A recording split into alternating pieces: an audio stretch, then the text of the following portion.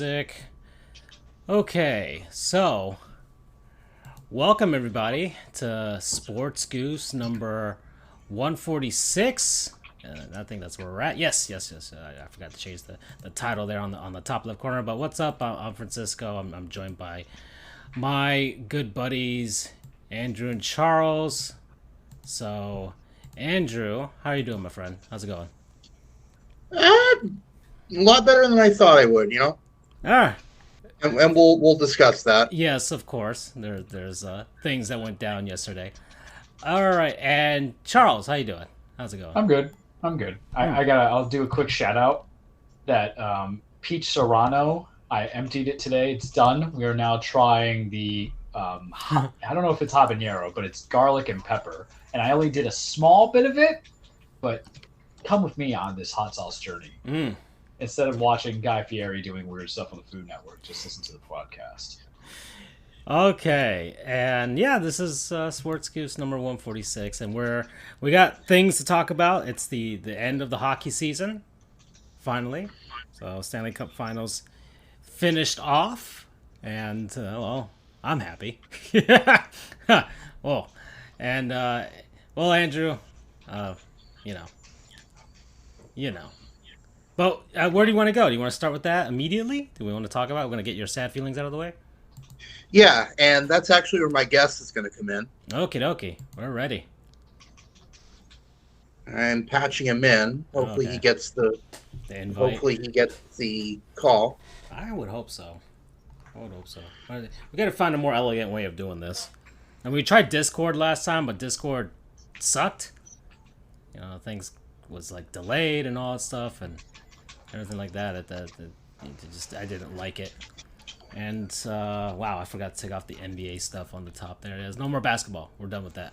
No more. It's over. Oh, I mean, the Jazz did finally hire somebody. Oh, It's too little too late to determine if he's a handsome man or not. Yeah, but we don't need to know the scores or anything like that. Nothing more is going on there. So, and well, we got a bunch of stuff planned. I actually planned for this show, guys. Got small segments. I got a theme today. It's all based around hockey for sure, because things went down. Things went down in the last 2 days, and then we might actually have to talk about baseball because it's all we have until football season. And of course, we can always just kind of delve back into like gaming and stuff like that if we ever need to talk about or food, because Charles is destroying his bunghole with the with all the various hot sauces that he's got. You mean testing to see the strength. There is no destroying. Hold on, guys. We have some technical difficulties. Unfortunately, my attempt to surprise you didn't work. So what I'm going to do is end this call, and I'm going to call you again with the guest, okay? Okay, so... Okay, freeze for the show? Yeah, all right. Well, I'll just put the screen on, and we'll just put up the music or something, and we'll go from there. All right, sure. Okay, that'll work. I'll mute us, all right? Then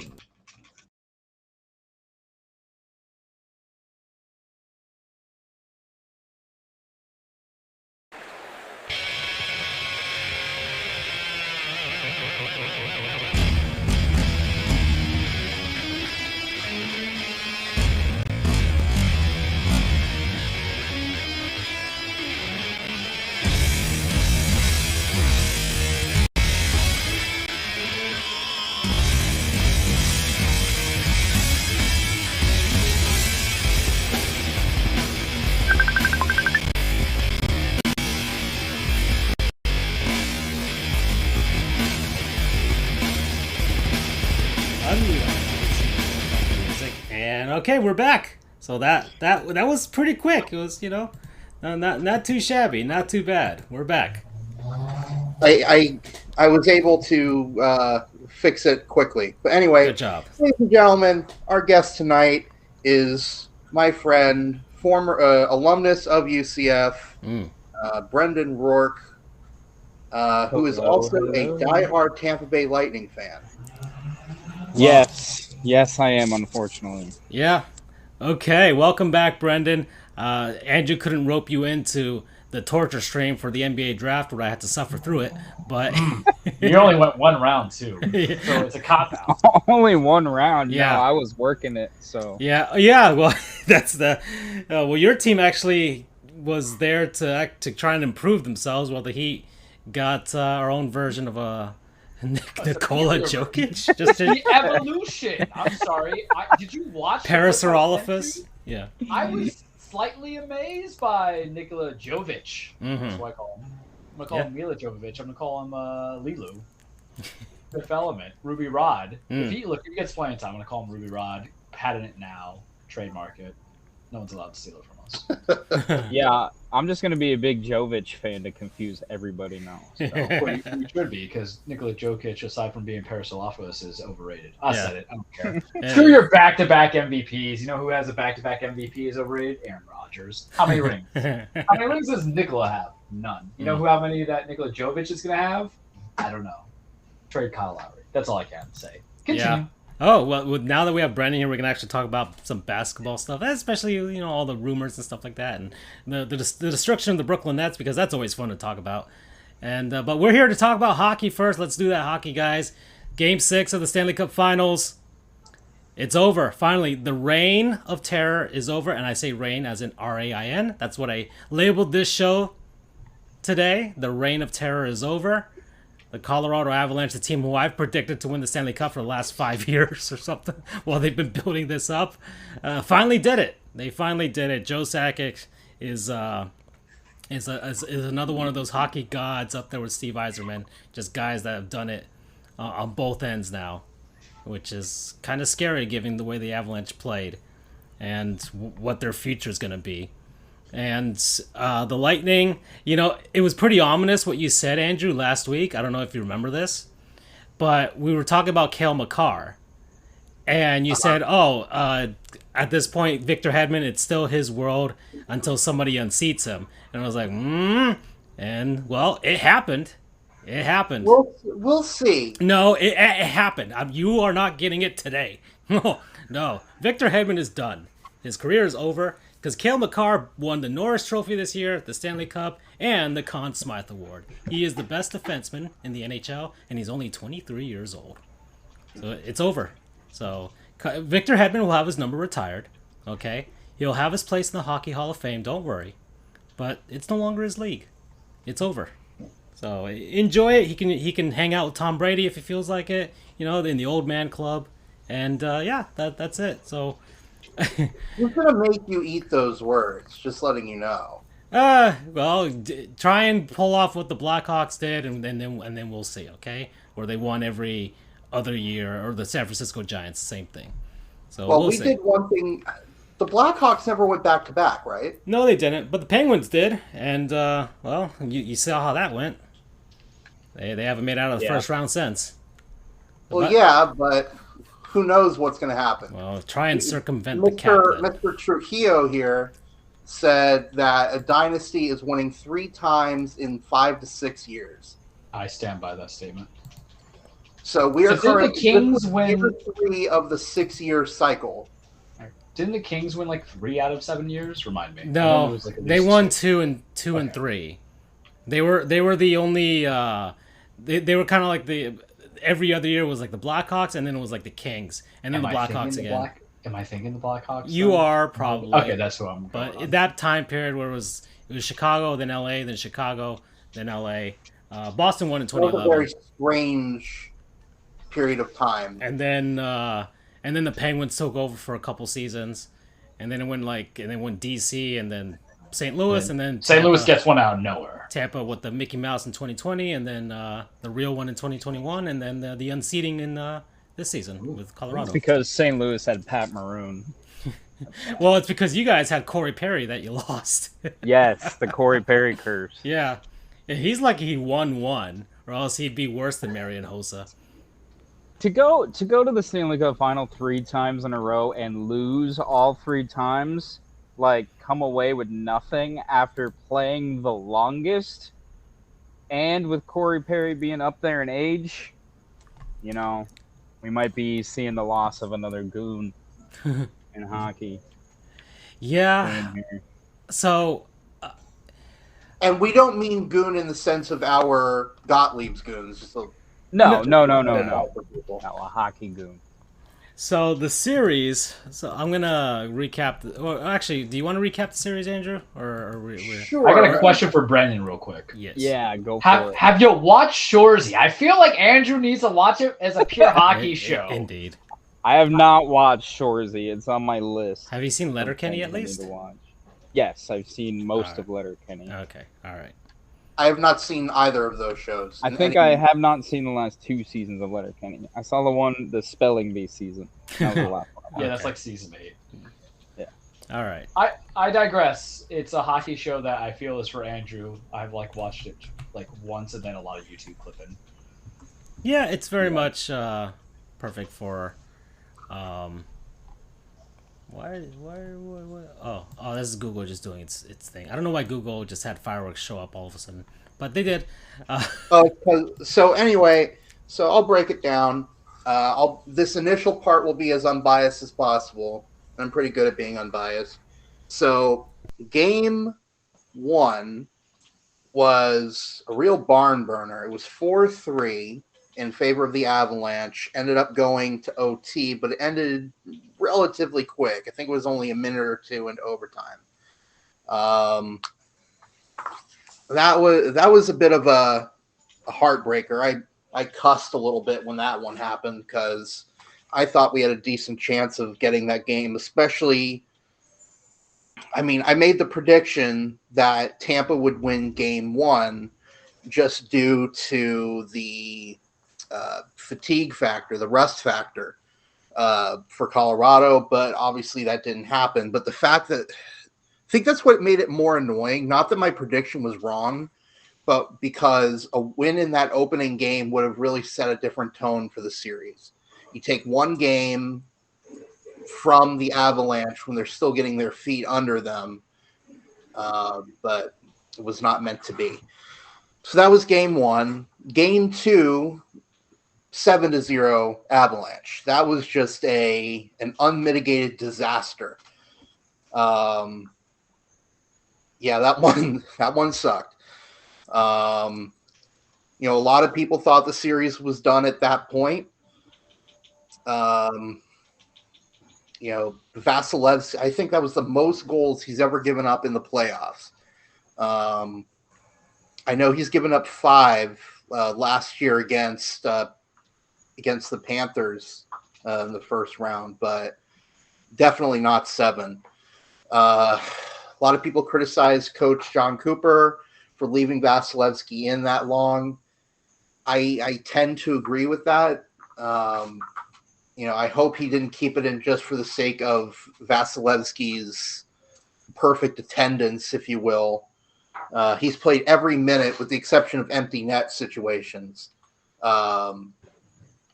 since at least 2020, if not further back. Then we transition over to Tampa.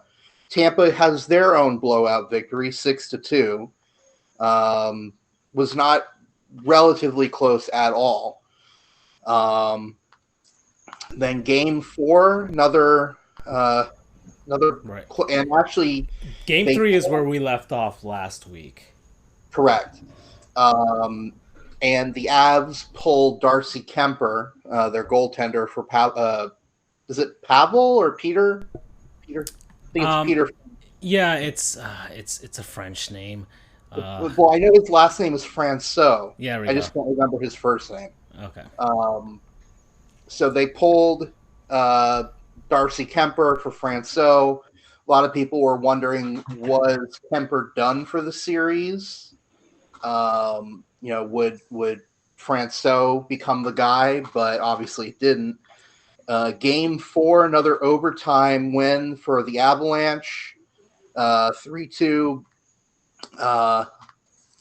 Brendan and I agree that, that one had a bit of controversy because the game-winning goal was had a missed too many men penalty for the Avalanche. Too much, man. But That's too much, man.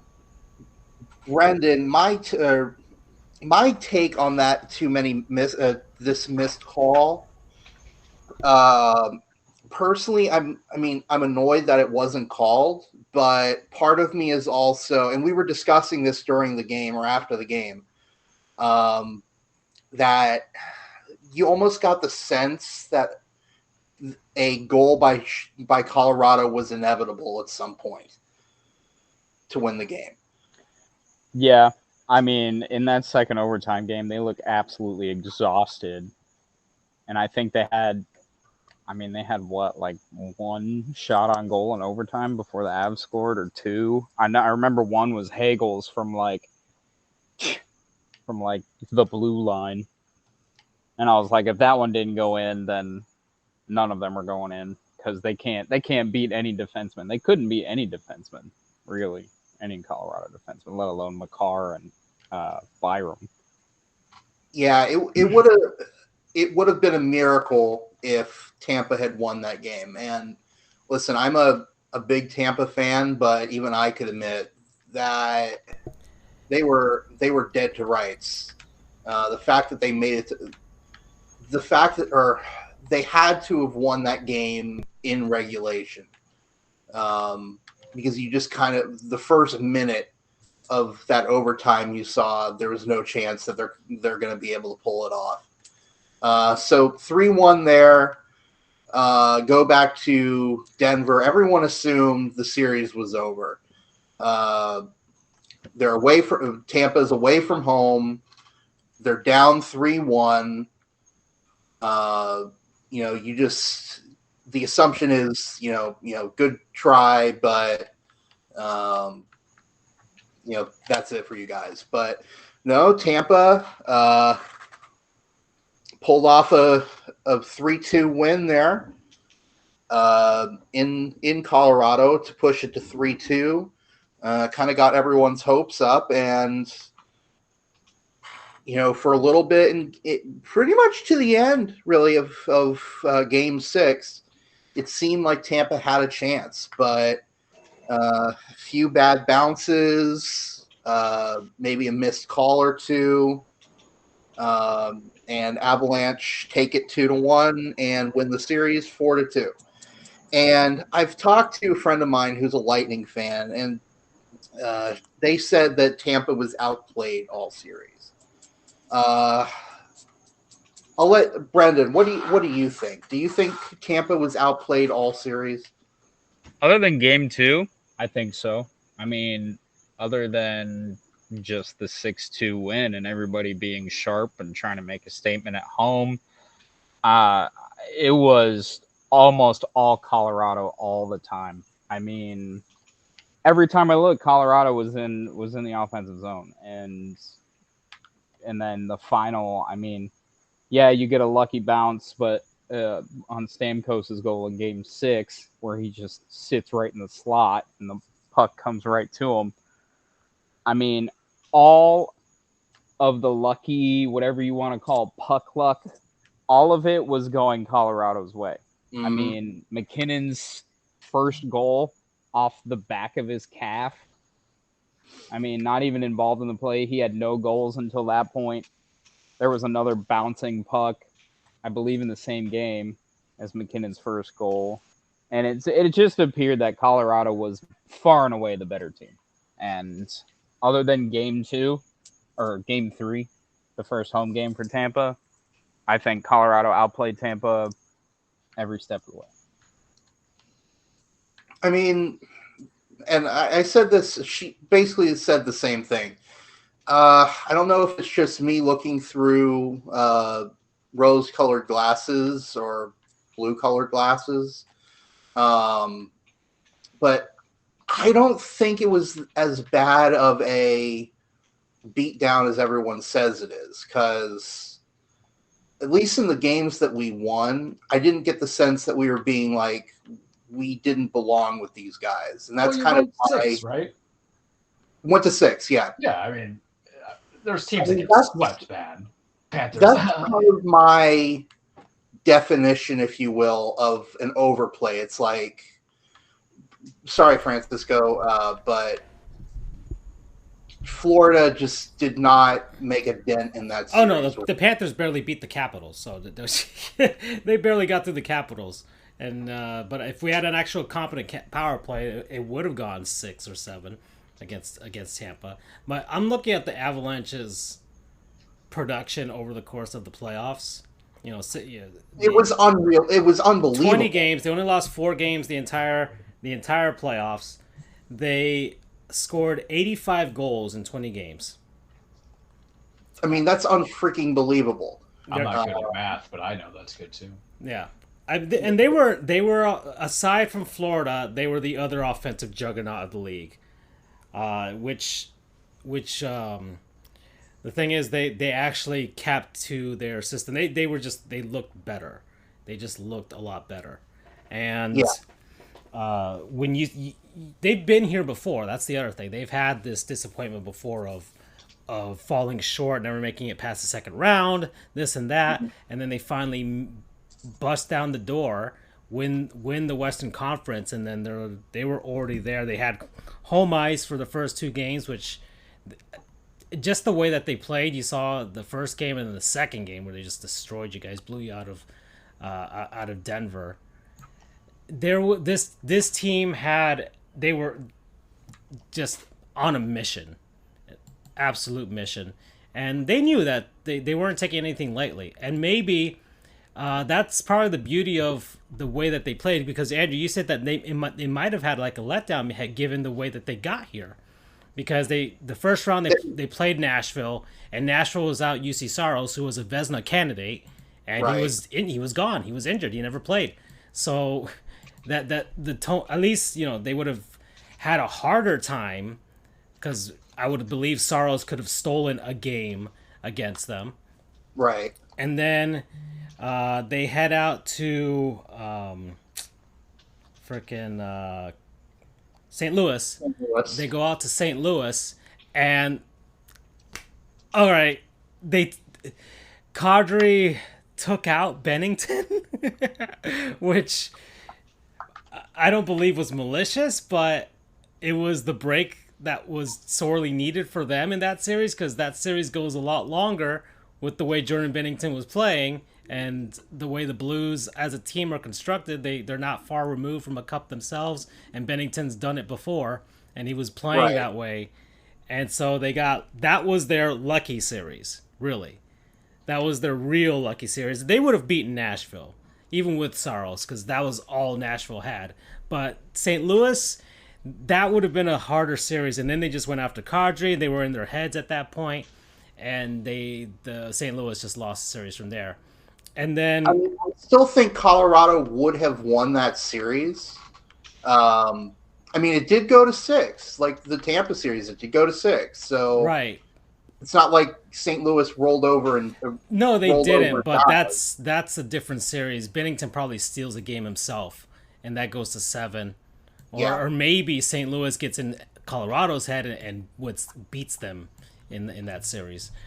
And then you get the Oilers series, and the Oilers were also one of those teams with McDavid and those guys that really it was more of a prove it to me type of series for Edmonton and for Colorado. Both teams were just trying to make names for themselves for the first time ever on both sides. But Colorado was structurally more sound than Edmonton, and despite the fact that Edmonton has these superstar scorers, Colorado does too. You know, they got Landeskog, their number one superstar, McKinnon. He is an absolute superstar, and Makar as a defenseman, which beats out because overall the team was constructed better and their goaltending was better. Colorado's, because Mike Smith is 40 years old, guys. He should not be. Is he 40? I think he's like 40. I think he's 41. Yeah. He is. He's lucky that the Oilers made it through that series. Made it to that series, but Edmonton needs more, and to help out McDavid or lose him, or they can just waste him like the Angels waste Mike Trout and Shohei Ohtani, and just keep doing that. And then they faced you guys, and that's where you thought that, well, they had a relatively easy way, especially given the goaltenders, that they could that Tampa could steal a game, and I think Colorado, maybe through some wisdom from Joe Sakic, was like, no, we're gonna keep the foot on the gas pedal, and they didn't let up. Yeah, they took a punch once they got to Tampa, but they threw a haymaker in game 2. Yeah.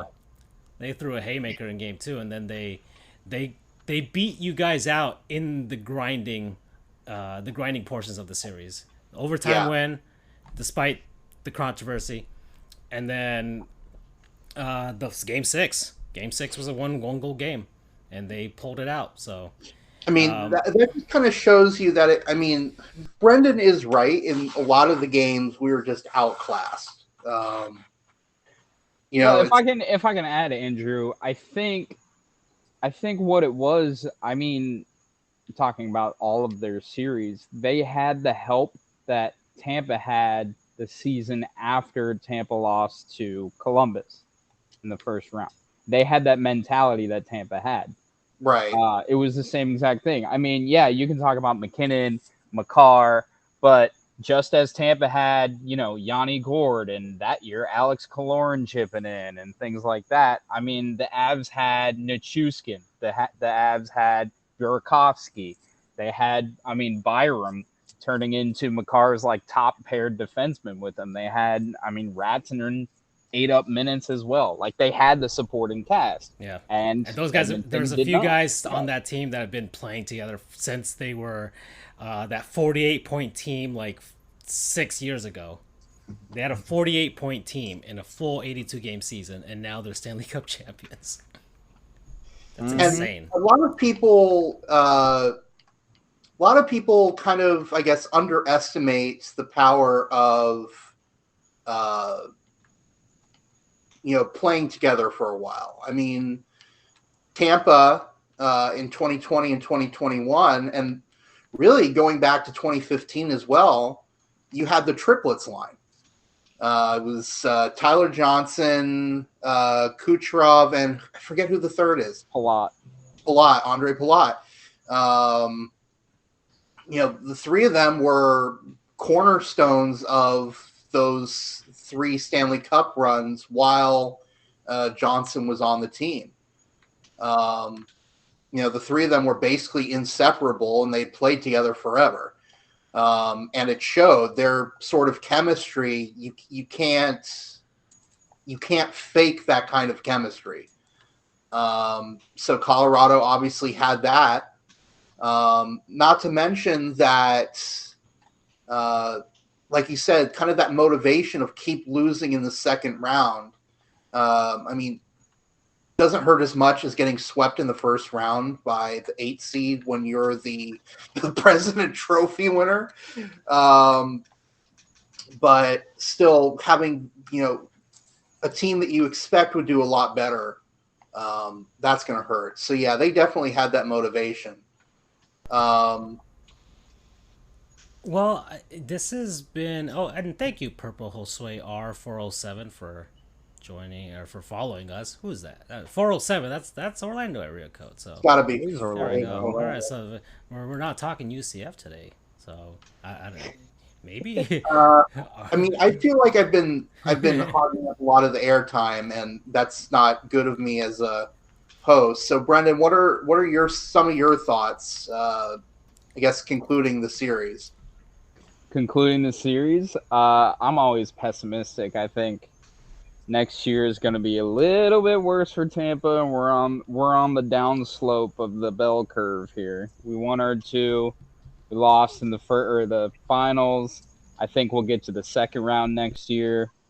And I hate to say it, but the neighbors to the south and the east, the Florida Panthers, might be on the rise. They got the loss experience. They got the embarrassing loss experience. I'm getting saucy right now.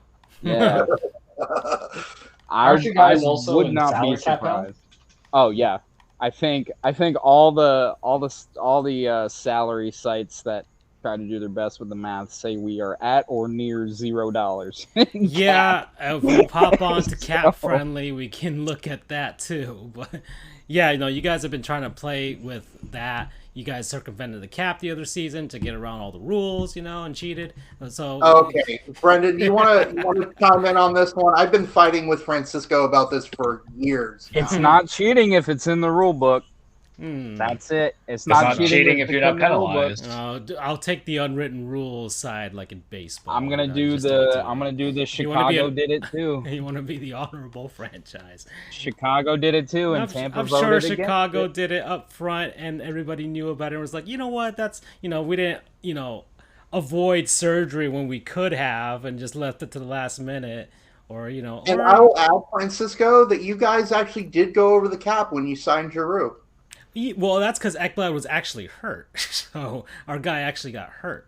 You know what I mean? Kucherov just kind of lazily took over the entire summer, spent some time with the Cup, and he was like, "All right, I'll get some surgery. I'll come back in like May. So you guys do what you do." Well, for the record, he got the surgery in December. Yeah, but he was still walking around and not doing anything about it. Right? You could schedule surgery way ahead out. He was just chilling for 2 months, and then he had a surgery. So he chose to have surgery a while ago, before the season started. And then he was like, "Okay, let's just do it now. Let's bring up the time. Let's see. Oh, I'll be recovered by Stanley Cup playoffs. Perfect. I'll be back. All right, cool." So they waited until December so it could coincide with his quote unquote comeback. There you go. Your petty ass is the definition of don't hate the player, don't hate the game, or hate the game. I learned it from watching you. Yeah. Francisco, I love you like a brother, like the brother I never had. But I am going to fight you on this till the day I die. Well, Kane did kill Abel. I'll stop when the Florida Panthers win the Stanley Cup. Okay, which so that's. I mean, I'm slightly more optimistic than Brendan here. I think like I mentioned, I forget if Brendan was on the air when I said this, but Charles' definition of a dynasty is 3 and 6, in 6 or less, 3 championships. I think we still have a chance at getting that. Whether it'll be next year or in the 6th year, I don't know. But you are right. The further away we get from these cups, the less likely the odds. I mean, so to expand on that, you're looking for 2 things. You want the dynasty, but also we just started this decade. So if you don't get the dynasty, but you get the title like another 3 years from now, so you get the Stanley Cup in another 3 years, you might be outside the window of a dynasty theory, but you're the best team of the decade.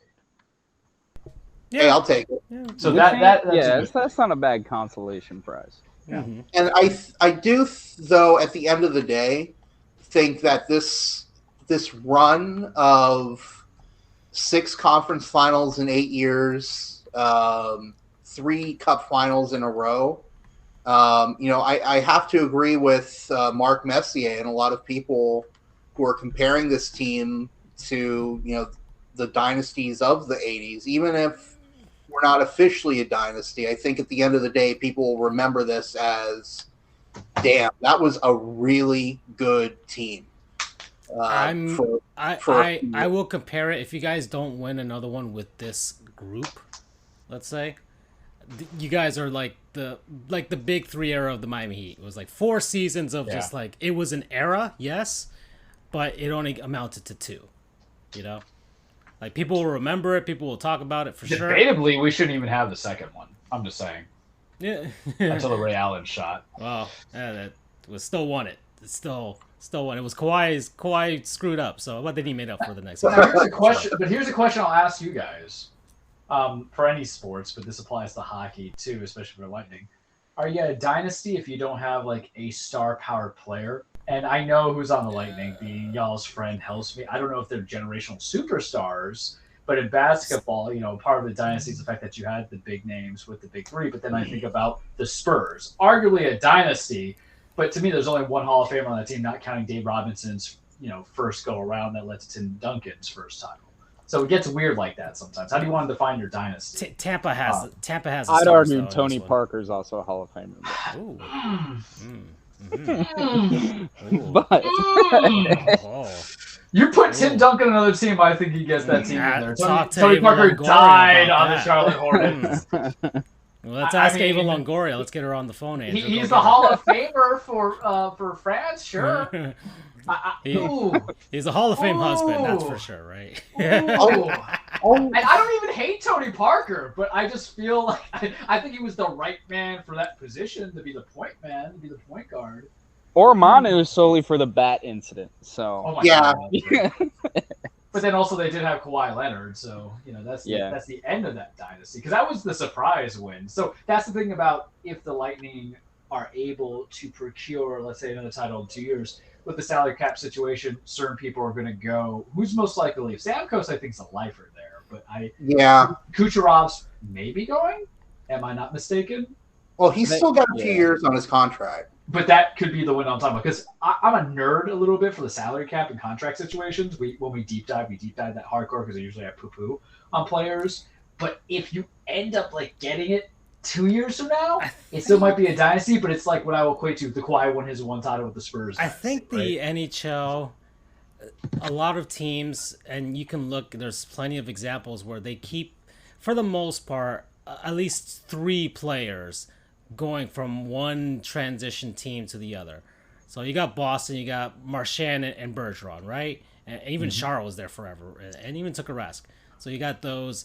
Washington's had Nick Lidstrom and Ovechkin for years on years, right? And even slightly Braden Holtby when he was there, but then he finally left. And then Pittsburgh with Malkin and Letang and Crosby and those guys were together. Chicago, the same thing. The Blackhawks. Chicago have? The Blackhawks Kane, had right? Jonathan Toews and Patrick Kane and Brent Seabrook and Duncan Keith and Patrick. There's just a ton of guys that they found a way to stick together. So there's been examples of teams that have found ways to, play with the cap, move some guys around and things like that to try and get under it and get some role players that they can play very cheaply to get under the cap. So there's examples of it. So the Lightning can be one of those teams that can transition to a different era. Now, the example that probably best concerns the Lightning now, for you guys, would probably be like the Blackhawks example right there, where the Blackhawks stayed a little too long with those guys. And they try to bring the band back together. And I think SB Nation did a collapse of the Blackhawks themselves, which was very eye-opening. But yeah, the Blackhawks tried to keep the train going for a little too long. They didn't know when to let go. So that's the other issue. And the same thing with the Detroit Red Wings. And even Urinating Tree, on his latest videos, he's talked about the Penguins and being compared to the Red Wings, where, yeah, it's good. Hey, make the first round of the playoffs, maybe get to the second round once in a while, but never actually contending for something. And you don't want to be in that. That's kind of NHL purgatory in a sense. Yeah, I think they're trying. I think the Bolts are trying to avoid that by already shipping off players like Tyler Johnson, and I think shipping off or not protecting Yanni Gourde was a mistake. But I agree.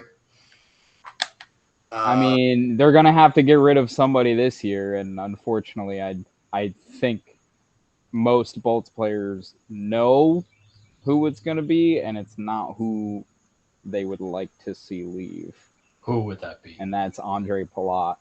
The dude is just top tier player, two-way, any team's dream two-way wing. Can play on the first line, can play in the second line, and he is going to be owed tons of money for what Palat has done these couple of seasons for the Bolts, and the Bolts don't have that money. So maybe he takes a discount and stays, but a lot of the Bolts' future is going to be dependent on Andre Palat. You can't convince the guy who's already won 2 rings to stay for another one to keep the band together, right? Because in hockey, they don't hand out the lucrative contracts that much. Yeah. It's usually 10 years. So when the best guys are the 7 to 10 year. Yeah, at this point, he's he's got his name on the cup a couple times. It's like, okay, now go out and get paid. And Yeah. I mean, I read an article from The Athletic. They kind of followed Palat around a bit. They spoke a lot with his family out in the Czech Republic, Czechia. And they said that he wants to stay in Tampa. It seems like everybody and their mother who's on the team wants to stay. They're not in a situation where they're unhappy with how things are going, that they willingly want to leave. It's just going to depend where you can get that money. And the problem is, we weren't anticipating this, but Nick Paul is actually a decent hockey player. We picked him up at the deadline to try and recreate the Gord It was the Gord, Coleman, and Goodrow line that they wanted to remake. Yeah, that was a key line to the 2 Stanley Cups because they had offensive firepower, but at the same time they could really grind it out.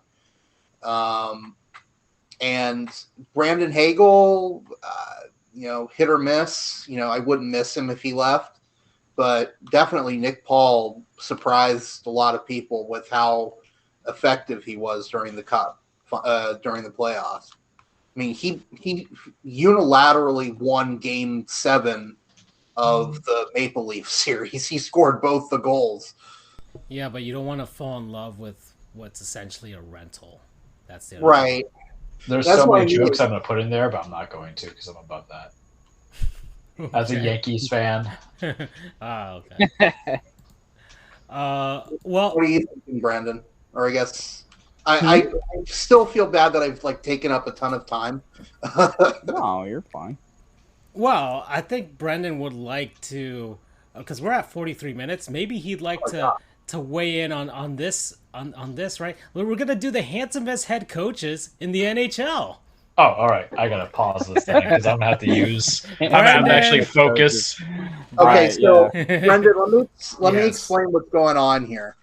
For the past few episodes, I found out Gabe Kapler is a babe, and so he's Babe Kapler, and I brought that up to the attention of the group chat, and it created the thing of we're gonna have basically a round robin of tournaments to lead to the big quarterfinal fights of who's the most handsomest coach / manager in all sports.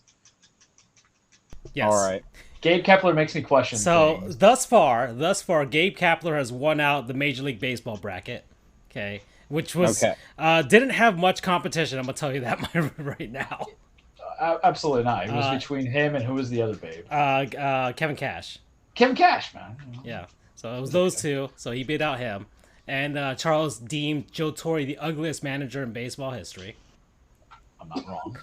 Oh, that's a little mean. He looks like a Dick Tracy villain. I'm sorry. Next, we did the NFL, and that was won by Sean McVay. That was hard. Yeah, the NFL's got hard. some dudes. I mean, NFL objectively has the best looking head coaches. I mean, Mike Vrabel was a contention. Yeah. We had Kyle Shanahan. Mike Vrabel won his AFC bracket, but unfortunately couldn't unseat Sean McVay, who's won the most important award this season, aside from that Super Bowl. And screwing over Tom Brady and Aaron Rodgers is going to get me extra points. Yeah, that's right. It's not just based on looks; it's also based on your track record as a head coach and who you can get me to parties with. That is also true. Dave Roberts, even though he's aged like oof, man, has he aged? Yeah. Oh boy. And then we did the NBA, and the NBA was between Eric Spoelstra versus Jason Kidd, so Dallas versus Miami again, and unfortunately Jason Kidd won out. Jason Kidd, man, the guy's been looking the same since he retired. The beard helps out, man. Eric Spoelstra, Steve Nash flow, huh? Oh, so listen, we talked about it a little bit, but the fact that Steve Nash looks a little too cracked out for my liking, it scared me. We're gonna be at Flanagan's at 4 a.m. The guys are like, I'm gonna take a bump. I'm like, no, I can't do that because you're cutting that with some PCP, man. So now we're going. So Charles's least, I guess, recognized sport. I don't know what anyone looks So like. we're gonna get genuine reactions out of him, and Alright. we do. So we do like Joe Western. Tortorella is the only other one because these guys have been around for like 15 years. Yeah, so there's a few that he does recognize, and some guys who have been on ESPN. But like, we're gonna do the Western Conference first, including the Stanley Cup champions. So, but this is all new to Charles. So this is gonna get some genuine reaction out of him, and we'll just see what he thinks. So first up is the Anaheim Ducks head coach Dallas Eakins. Brand new head coach. That's mind true. you. It just happened. But he's been around the league for quite a bit. So there he is. So we're gonna move it around. Tell me when I should move on to the photo so you can. Is it fair to say Dallas Eakins? Because I also brought it up on the Google. Is it fair to say that he kind of looks like the love child of both David Tennant and Peter Capaldi from Doctor Who?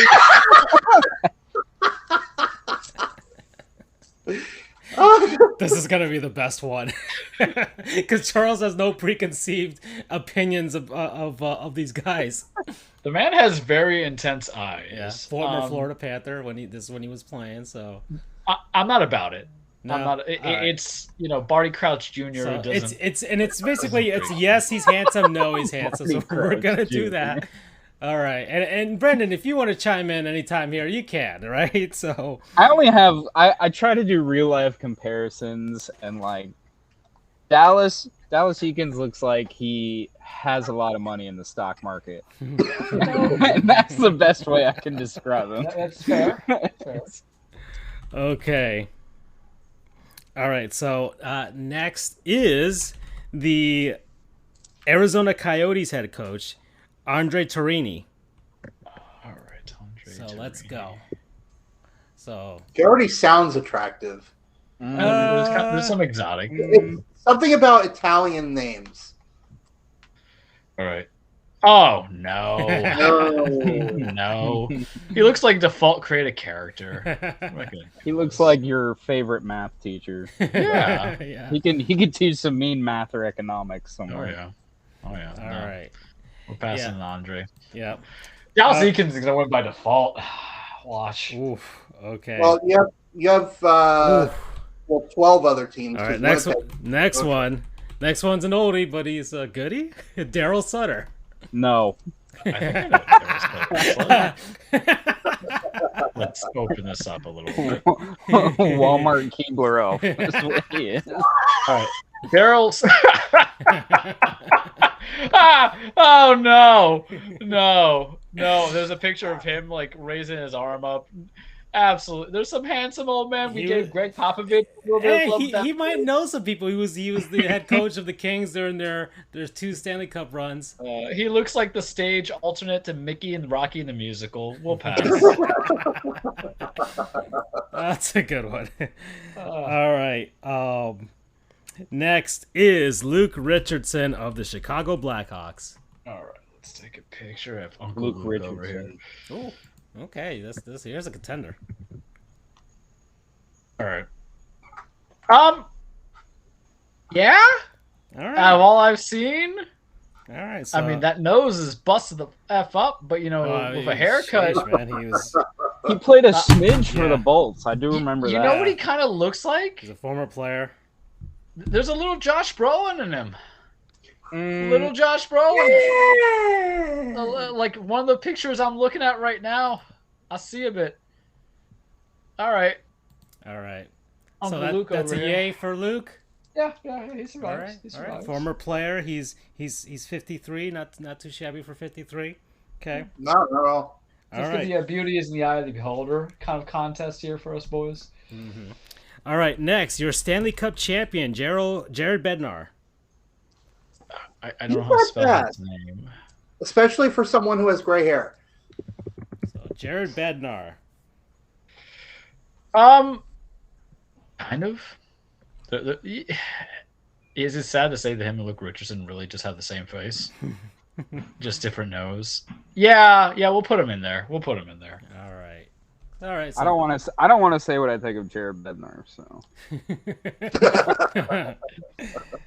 okay. Yeah. Oh, here's an.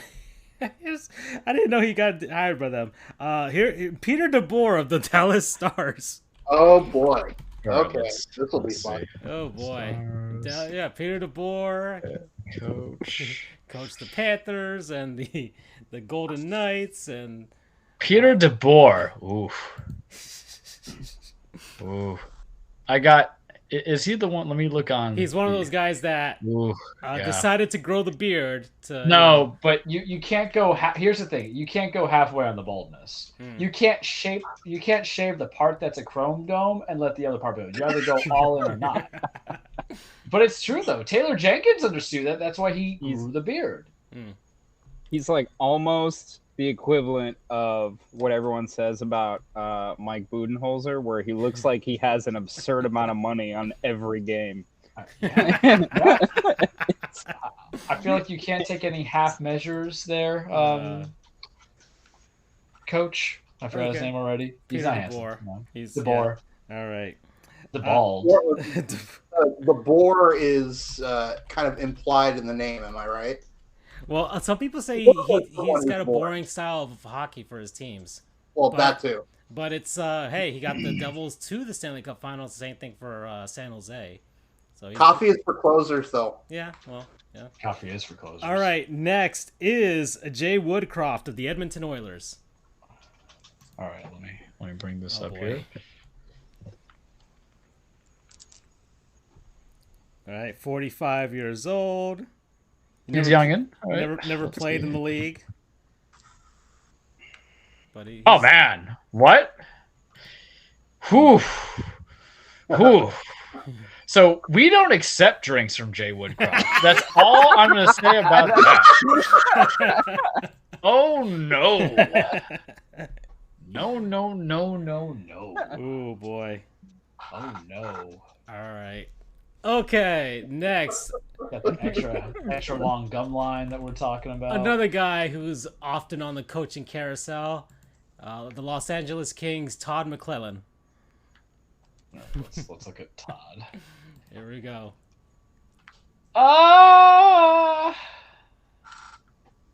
Is that Rowan Atkinson? Meets Andy Serkis? You know, he in the he's a very intimidating looking coach. I'm terrified. Yeah, he is. Instead of a silver fox, it's more like silver possum. Yeah. Possum. Yeah. I mean, I don't really think he's handsome, but he scares me. So he's that guy that approaches you. Can I buy you a drink? I already have a drink, and he goes and says, "Can I buy you a meal?" And you're like, "Will you buy me an appetizer?" You know, we can do that. But he looks like somebody that would have been an extra in the Hunt for Red October. Yeah, that's very fair. Yeah. Or Stranger Things season 3. Okay. Super Russian. Okay. Next, the Minnesota Wild's Dean Avison. Dean Avison. I still can't get over, Rapey McRae face from 2 coaches ago. Woodcroft? Yeah, Jay Woodcroft. Yeah. So, Dean Avison. All right. Evanson, let me check on my Oh, screen. man, that mullet, though. Yeah, I do appreciate a good mullet. Yeah, when he was playing, yes. He deserves like 1 bonus point for that mullet. Someone says he looks like Creed Bratton, and I can't get this image out of my head because it's on Reddit. Because I just did Google search. It says there's a clear image of him right there. Hockey Wonders on Twitter. Dean Avison looks quite a bit like Creed from The Office. You know what? I like Creed by default. Dean Evanson's handsome. He was part of the grassroots singing "Live for Today," which is a great 1960s song. Goddamn. Okay. Next, John Hines of the Minnesota Wild. All right. Or no, the Nashville Predators. Sorry, I reread that. Sorry. Nashville Predators. All right, he's part of the. What the fuck? Okay. Okay, so out of all 4 sports, we found like our Rick Scott, right? For each one. So you missed that, Brendan. I'm sorry, but there's always one. But he's kind of like if Rick Scott and late John McCain just had a baby and meshed it in. See, John Hines looks like he has punched drywall before. I think all the coaches that we've seen in hockey has punched drywall. Especially if someone misses a change or too many men. He seems like a real stickler for too many men. Yeah, probably. I have a hard thing about bald men. You know, right. It's a hard pass. All right, next we're going down. We got Dave Hackstall of the Seattle Kraken. And I'm not saying that there should be a Rooney rule in hockey, because I know we're talking about more than Americans, but you know, I like my sugar to be a little brown every now and then. Seattle Kraken. Dave Hackstall. That's really Steve Nash. Holy shit. Yeah. I like him without the beard. Okay. So if he takes the beard out, we're good. If he has the beard, he looks like the guy who's still living at Woodstock. So it's conditional, but handsome for lack of people in the pool. Evanson right now is leading it, but all right. Yeah. All right. Next is Bob Bugner of the San Jose Sharks. Oof, I mean, with a name like that, you better be handsome looking because everybody else is going to call you. Head coach of the Panthers and I think former player as well. A goon. He was one of the goons back in the day. He was an enforcer. All right. So which photo is it? Because I got two different ones coming up here. So let me see on your YouTube screen. Is he the one with like the shaved lip? Yeah. You talk about somebody who's pushed concrete. He probably, or punches drywall. He probably did it while holding the monster can. He screams domestic violence. I'm not doing it. He was an enforcer. Okay. I mean, I get it. But no. I want to feel safe, not threatened if some guy's looking at me at the bar. I mean, his nickname is the Boogeyman, so you're not gonna feel safe. No. Oh, God damn, that's cryptic.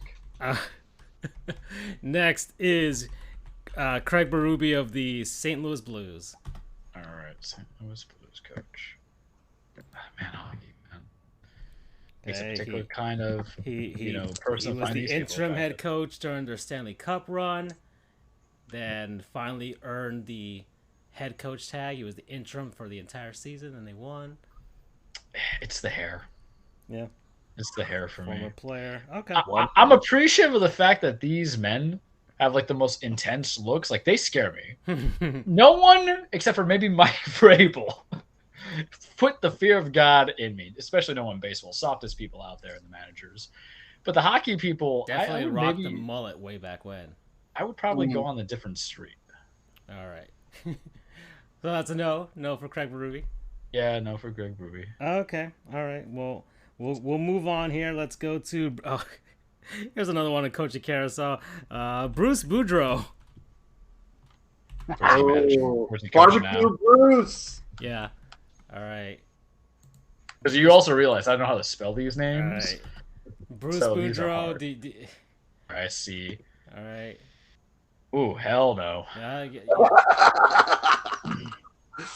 I thought Rush Limbaugh died, man. What are you telling me this guy?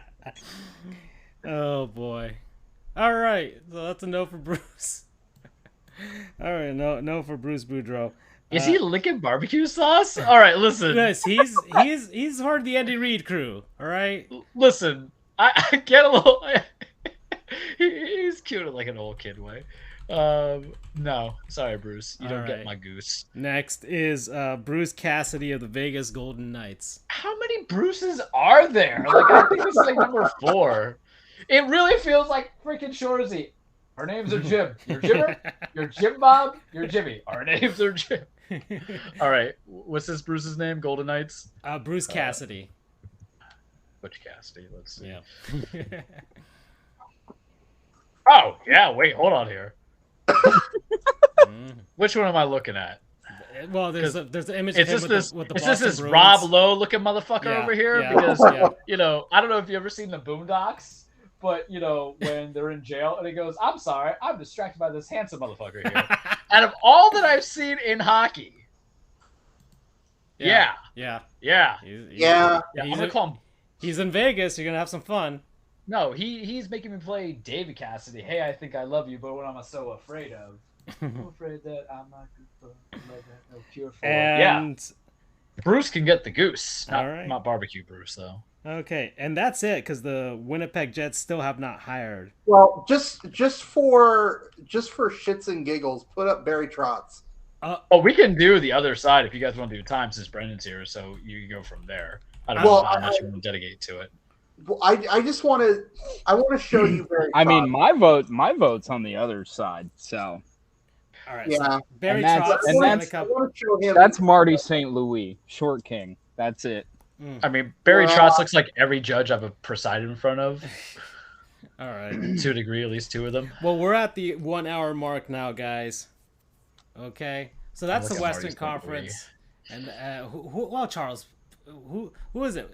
Is it Bruce Oh, Cassidy? It's Bruce Cassidy. All right, Bruce Cassidy. It's Bruce Cassidy. So there you go. Congrats on the job. Congrats on being the handsomest Western Conference head coach. Guess we'll do the Eastern Conference next week. Okay. Oh, come on. Well, I mean, I could do Eastern Conference after non-sponsors. well, if we you can guys do want that to. too. I mean, yeah, we can. I mean, yeah, It's baseball, not like we have a baseball's plethora gonna of things happen. to I was talk gonna about. say baseball will happen. Baseball will continue to happen. So we don't have to get. It's not too urgent just yet. Okay, so we'll do the Eastern Conference after that, and then I guess next week we can do like the Final Four, or do we want to do the Final Four today? No, Yeah. we gotta do Final Four separated out. It's too much of digestion. It's Yeah. too much okay. pressure. All Know, right. just like I got to get my I won't call it the Tinder or the Bumble or the Grindr swiping game going on, but I got to get my fingers rested. If I go through 50 options, I'm gonna be fatigued out. Okay. Delve up the lady here. So, word from non-sponsors, people, places, things, concepts, what have you, that we've been enjoying over the last week. I guess I'll go first, guys. Yeah. Guys, I got on mine. Mine is hummus. I've been on a hummus kick lately, guys. You didn't even segue. You're like, it's Yeah, no, I just been on a hummus kick like crazy, guys. I don't know what it is. I'm pregnant. I have no idea. I can't get rid of the baby anymore now. But oh yeah. All right, that's my Chris Rock weird joke for today, guys. All right, so crickets. There we go. But hummus. Yeah, I've been enjoying hummus. I've been enjoying kinds of flavors of hummus. Just hummus, man. Ithaca makes some good hummus. That's the last one that I tried. It's freaking good. I've just been enjoying dips lately. If you guys have seen Murders in the Building, dips are a meal, by the way. They are. I love that show. I wholeheartedly agree, Martin Short, that dips are meals. So we're I have good not there. watched. Oh, you should. It's fun. It's a fun one. So yeah, no, it's good, man. It's just put it on everything. Just dip it. Just dip your stuff into it, and yeah, that's it, man. Hummus, promo code pregnancy. I thought you would have done Dip It Good, but we were two different people. No, I'm not. Okay, that was a fast one, but I just wanted because I didn't want to ramble on too much about hummus. I guess I'll go. And I'll make it quick. After I got back from prepping for the February bar, after I was done with that, I don't know. I kind of had this nostalgia kick. And I said, I really want to watch my favorite movie. But at the same time, I also want to go back and read its book or the book from which it was adapted. And so I hit up the local library, which are very underrated. People, libraries still exist. Free books. Go check them out. They're very cool. And I said, I am going to do this. I haven't read this since the 5th grade. And so I go ahead and check out Tom Clancy's The Hunt for Red October. By far my favorite movie of all time. The movie is an absolute masterpiece. It differs quite a bit in some regards to the book, but still an amazing book, still an amazing movie in its own right. And the book also incredibly good. I'm about halfway through it right now. I kind of forgot about it a little bit. It was just sitting on my nightstand, and now I just read it every night because I can't stop. I suppose it's a little bit ironic considering what's going on over in Ukraine. That wasn't the reason I got it. It was just a not so happy coincidence. But yeah, if you're looking for a thriller to read, you have to think about it because there's a lot of, military jargon and shit. It's very accurate. But if you're interested in a book, I would definitely recommend that, and I would definitely recommend the movie.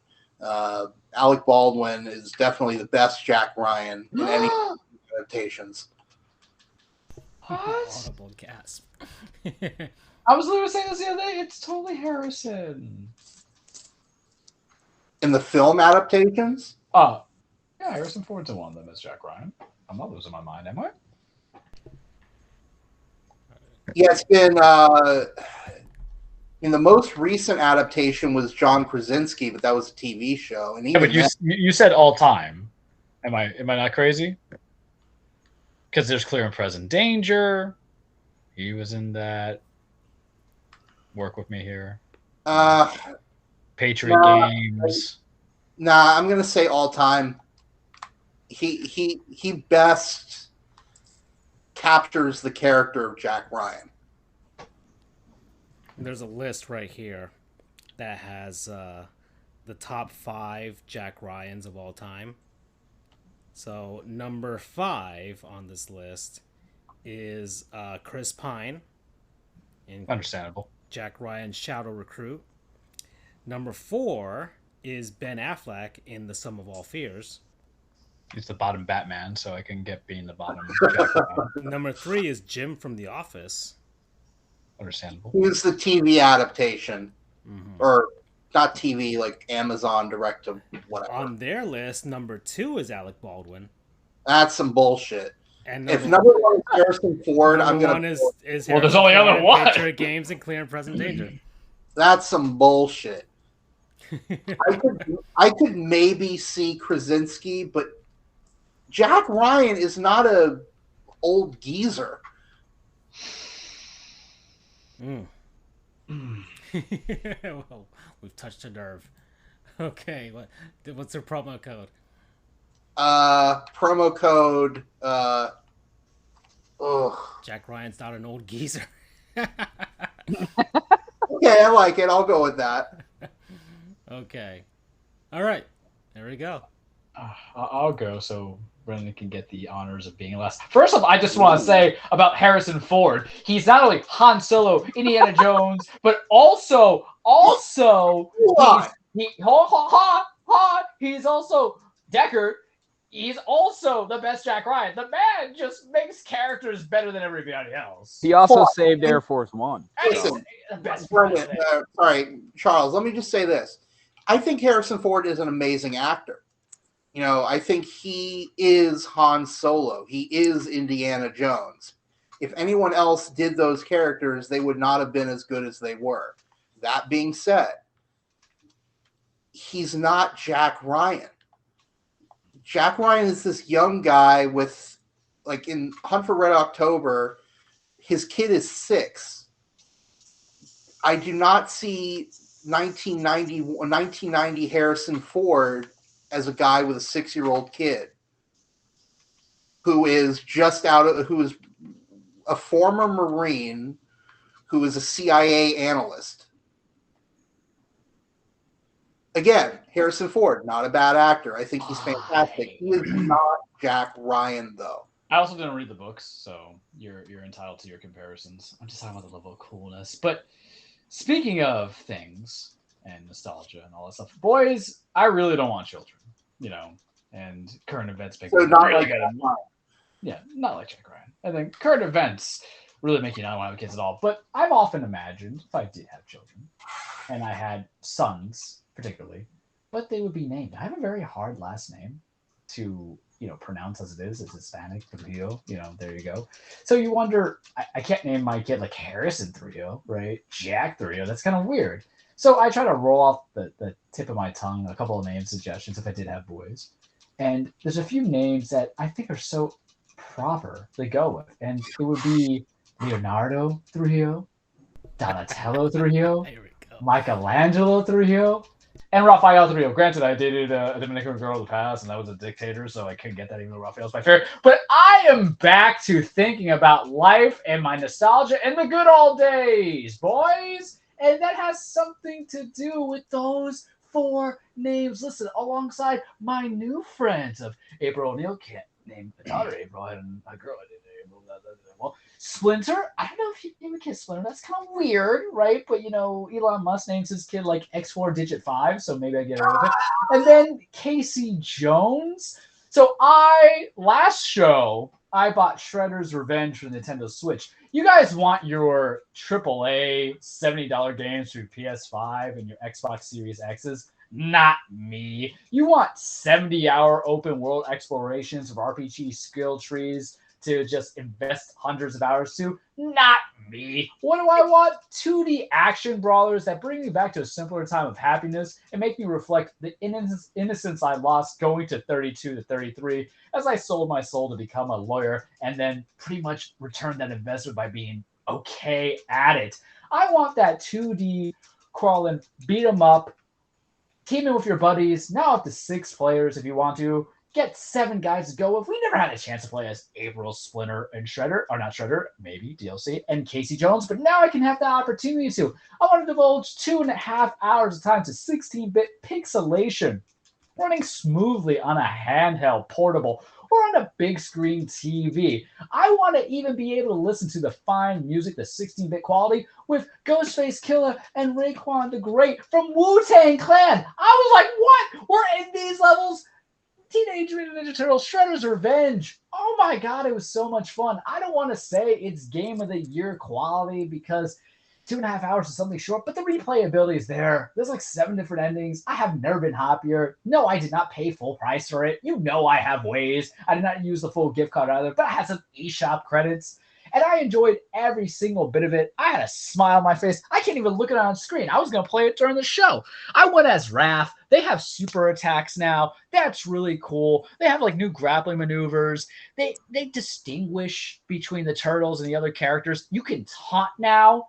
That's cool. I like that. Raph just laughs in your face. I'm like, I feel you, bro. Leonardo, who I played a little bit as, has this whole little like ninja pose, like Jedi mindset. It's just so good. Old people, sit the young people down, sit their ass down, say, you know what quarters are? Because all you kids know is debit card and Apple Pay. I used to have to put quarters in TMNT, Turtles in Time, or at the arcade game. Let me show you the modern day stuff a little bit. I hit it in nostalgia. I just need my fix. We talk about these remasters. What the fuck are we remastering Last of Us for the umpteenth time? Right? I might play it. When you could just have something new. It's not a sequel. It's not a continuation. But it's what I need in my life. Boys, I can't even explain to you how much fun I had playing even the final level. I mean, I sent Francisco and Andrew in the chat, Brendan. I'm like, oh, and that's how I felt. Get you some. I'm more passionate about this than anything. I don't think I'll be this passionate if I ever propose to anybody. I don't think I'll be this passionate if I have birth to my 4 children of Leonardo, Donatello, Raphael, Michelangelo. But I'm more excited for this. And yes, I want DLC. Yes, I want a sequel. Yes, I would love the ability to play as Shredder as I go fight somebody else. Damn it, I need this. Yes, I would like a crossover of Power Ranger characters in this just to make it like canon. Because if you remember the TV show, they had the crossover from back in the day between that. Oh, the animation's so good. Teenage Mutant Ninja Turtles, Shredder's Revenge. Had a crossover with Batman. They did too. Yeah. Not Tomasi's run, but James Tinney and the Force run. It was actually pretty good. I was also on a softball team. My ex-girlfriend at that time, this was like 10, 11 years ago. She was bebop and I was rock steady. And this game makes me rock hard. So Shredder's Revenge, get you some promo code Cowabunga. You already knew, Francisco. You already knew. Oh, yeah. Yep. Okay, Brendan. Do you have anything you want to show off? I am not as passionate about that, and I am sorry. But here we go. We'll do, since y'all had pretty good in detail ones, I'll do 2 shorter ones. Kind of match you all on a different wavelength. First one, we'll combine a video game and a book to kind of keep on the same theme here, and we'll say it's a Russian book as well. Not necessarily communist action, but last weekend, my girlfriend got me the book I have been searching for endlessly, and that is the first book in the Metro 2033 series, in which the video game is based off of. It is by a Russian science fiction writer, Dmitry Glukhovsky, I think his last name is. Yeah, Glukovsky. Yes, Metro 2033. If you don't know, the video game is also based in this setting. It is post-nuclear war, nuclear winter. The Earth is unlivable except for the subway tunnels in Russia. And it's this world building where you follow this character named Artyom. And Artyom survives the tunnels in Russia. There's 3 different factions he has to avoid. And there is obviously this nuclear aftermath creature or creatures called the Dark Ones that you don't really know what they are yet. That try to kill everybody in the subway tunnels, and they've set up trade routes and really cool world building, really cool aspect about living in subway tunnels post-nuclear winter and having to travel on the surface with gas masks and stuff. Been really into it. I guess I can do promo code Ruskies. Yeah, I got 2 in the backlog. I got 2033 and Last Light Redux. Yes, there are 3 total. 2033 was really good. Playing through Last Light and then Metro Exodus as well as the last one. And I don't think they're going to make any more. I think they wrapped up the series in 3. And then to back the one about food, my go-to candy has been the Nerds Clusters. That's all I have to say. One. That's a good one. Tangy, sweet, gummy on the inside. Perfect bite. If you look at the serving size, if you're into that, only 100 calories for a bunch of them. So you can eat them hand over fist without feeling bad about yourself. I got the berry ones, also from my girlfriend, shout out. But I think I like the original ones a little bit better. But the berry ones are good as well. You can't go wrong. Promo code Willy Wonka. That's all I got. So should we do the Eastern Conference, I guess? We can do Eastern. Because there's still time to talk about baseball afterwards, I think. It's up to Francisco, who disappeared because I think he heard about nerds and he needs to go eat some now. Yeah. We do have a question. I was watching the Nimmo stream. We do have a question from somebody if you want to approach that. Oh, from the Hostway on mine. Hold on. Let me from Hostway.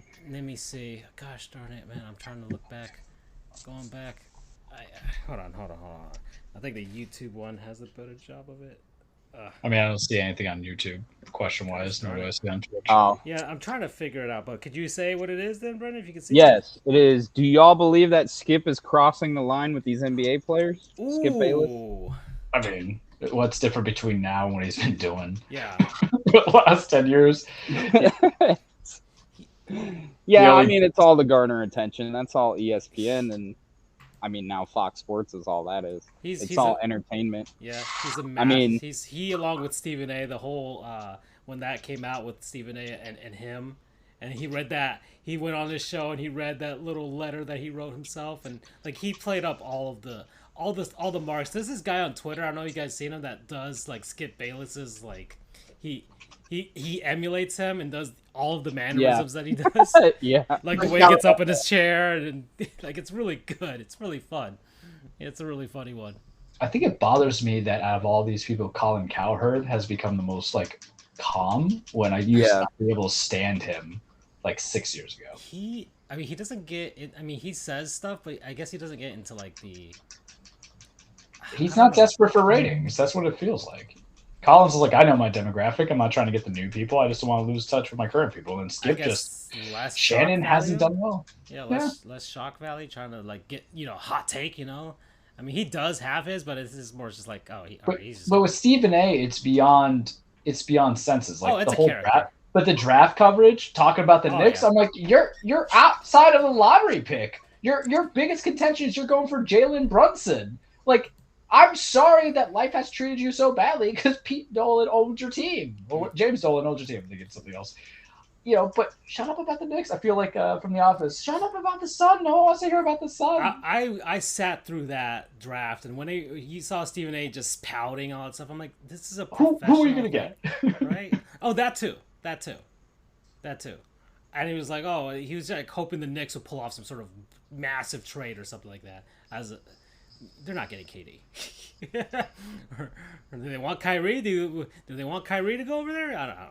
But here's the thing too: Spike Lee, at least will be loyal to the Knicks, and he'll grind. No. I respect Spike Lee.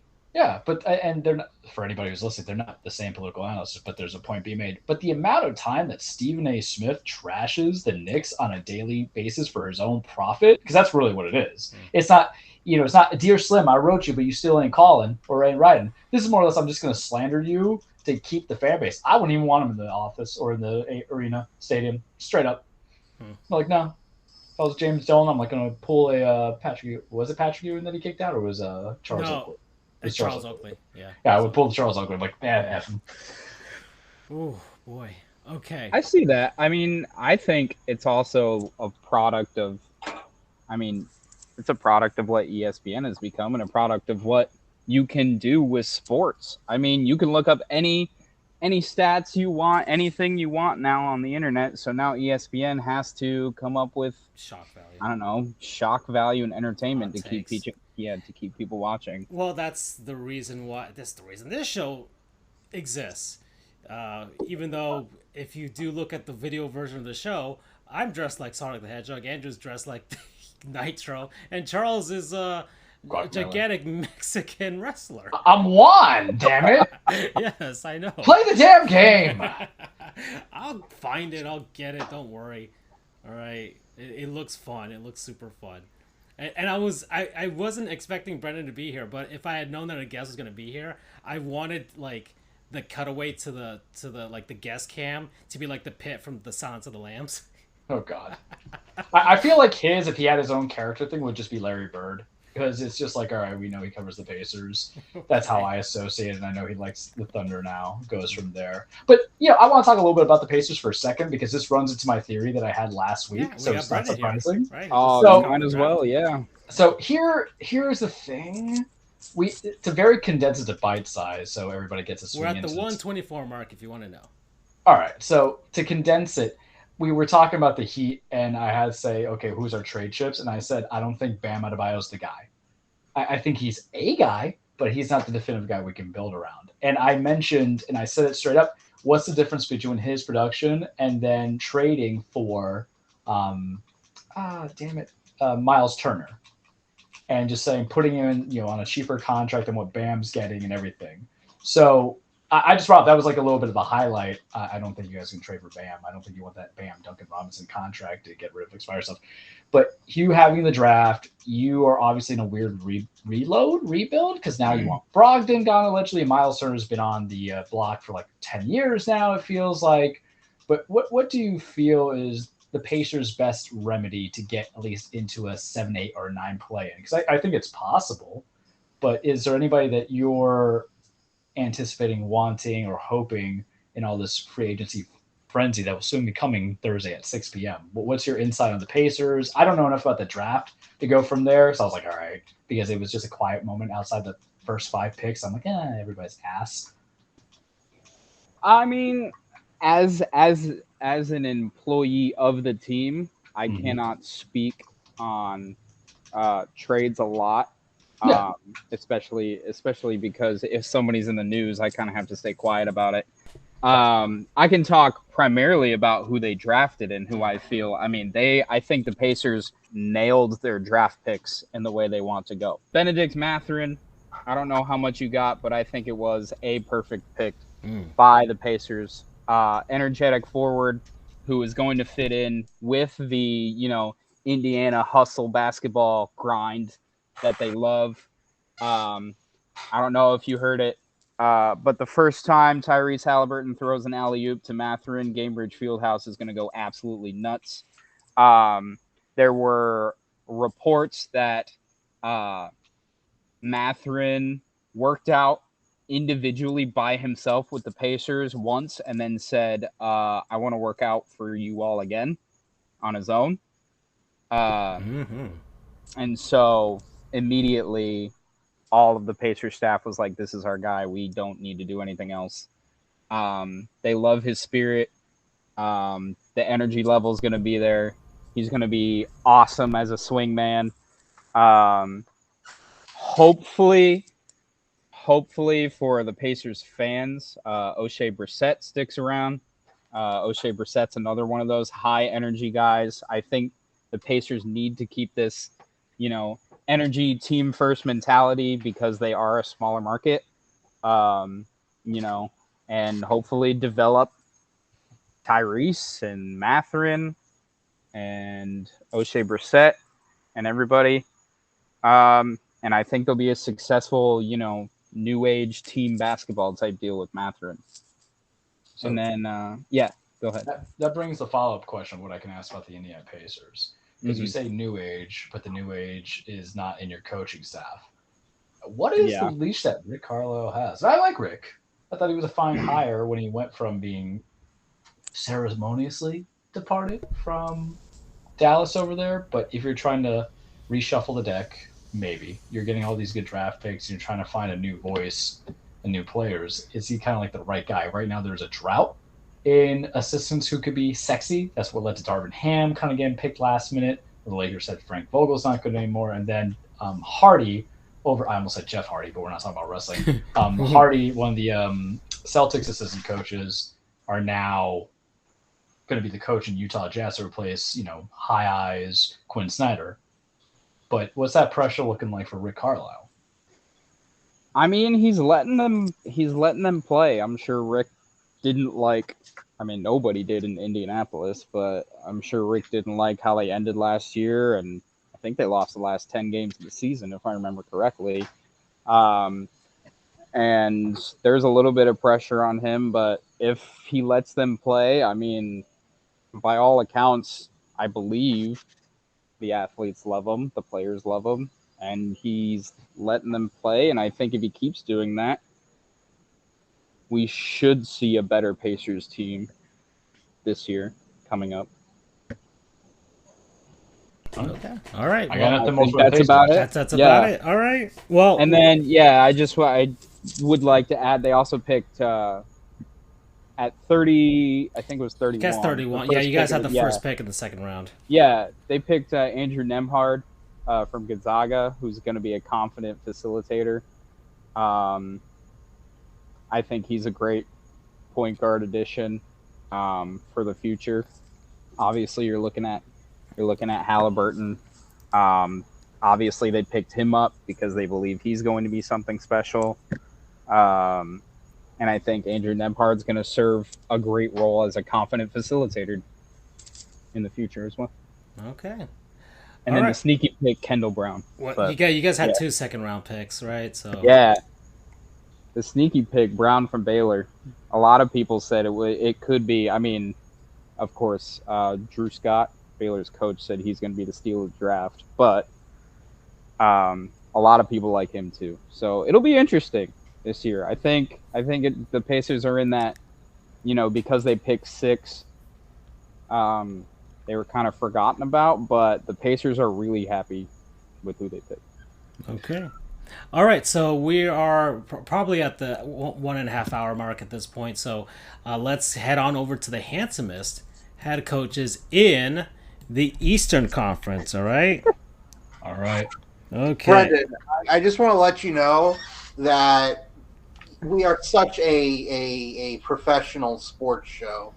You feel so honored. You should put this on your resume. Yeah. I like the entertaining aspect as well as the professional aspect. So this is fantastic. We are also very comfortable with our sexuality and call the same. I mean, I already told you who I believe is going to win the whole thing. Well, let's get to him. Let's get to him. All right. Okay. Good. Okay. So the first thing. Alphabetical order.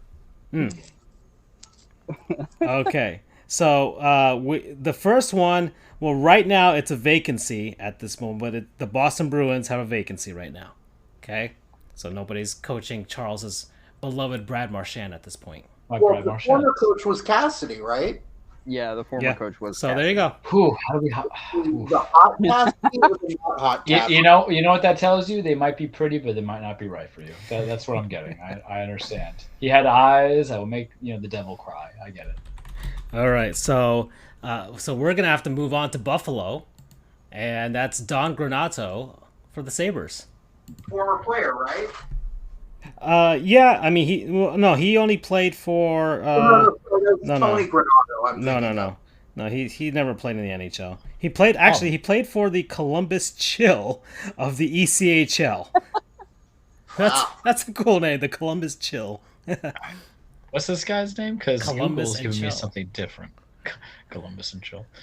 All right, let's continue on. Oh no, I'm trying to, because I'm not on the YouTube thing anymore because the episode had ended. Yeah. So now I have to be desperate. Yeah, well, it's on the main page, but it didn't connect to the old. All right, so let's look at him. Bring it up to me. Yeah, I'm not feeling it. All right, no for Don Granato. Another Baldwin, thing, man. He looks like he would be a good principal at a high school or something. Yeah. A very approachable principal at a high school. No, he's basically Mr. Mackey without the inflated head. That's what I'm saying. Principal at a high school, or definitely knows some information. He could be a whistleblower. He's deep throat. Hey, you want to know why Sidney Crosby gets cleared all the time, even though he has his 15 concussion? I know. Next is Rod Brindamore of the Carolina Hurricanes. Another kind of grind him out sort of player. Former player, but he's taking some shots to the face. Just a few. He did win a cup with Carolina. Yeah. Ooh, that's a hard-looking man. Yeah. That's a hard-looking man. Taking a few punches to the face, That's a pugliest right there, or pugliest. the old term for a boxer. Pugilist, thank you. That's a passionate man, but it's like Bela Lugosi in a suit. We're just gonna pass on that one. All right. He better be. I love that reference. All right. Next is Brad Larson of the Columbus Blue Jackets. How many fucking Brads are we going on? It's hockey, man. Shorzy is a perfect amalgamation of the entire hockey experience. It's like 5 guys named Jim, So hear me out. When he has all the facial hair on and the badly shaven head, he looks like Ben Roethlisberger, who went on Slim Fast. That's true. He does. But when he shaves, he's kind of handsome looking. Captain Fat Fuck. There's an image of him when he was playing back in the day. So give me Brad Larson without the facial hair, and then I'll consider it. But if you give me Slim Ben Roethlisberger, I'm not going to be about it. Look, all I'm going to say is it's Ben Roethlisberger and Blake Bortles. Blake Bortles. That's what it is. In that picture of him that's up now, the Avalanche-looking uniform, kind of reminds me of James Hetfield from Metallica. Oh, man.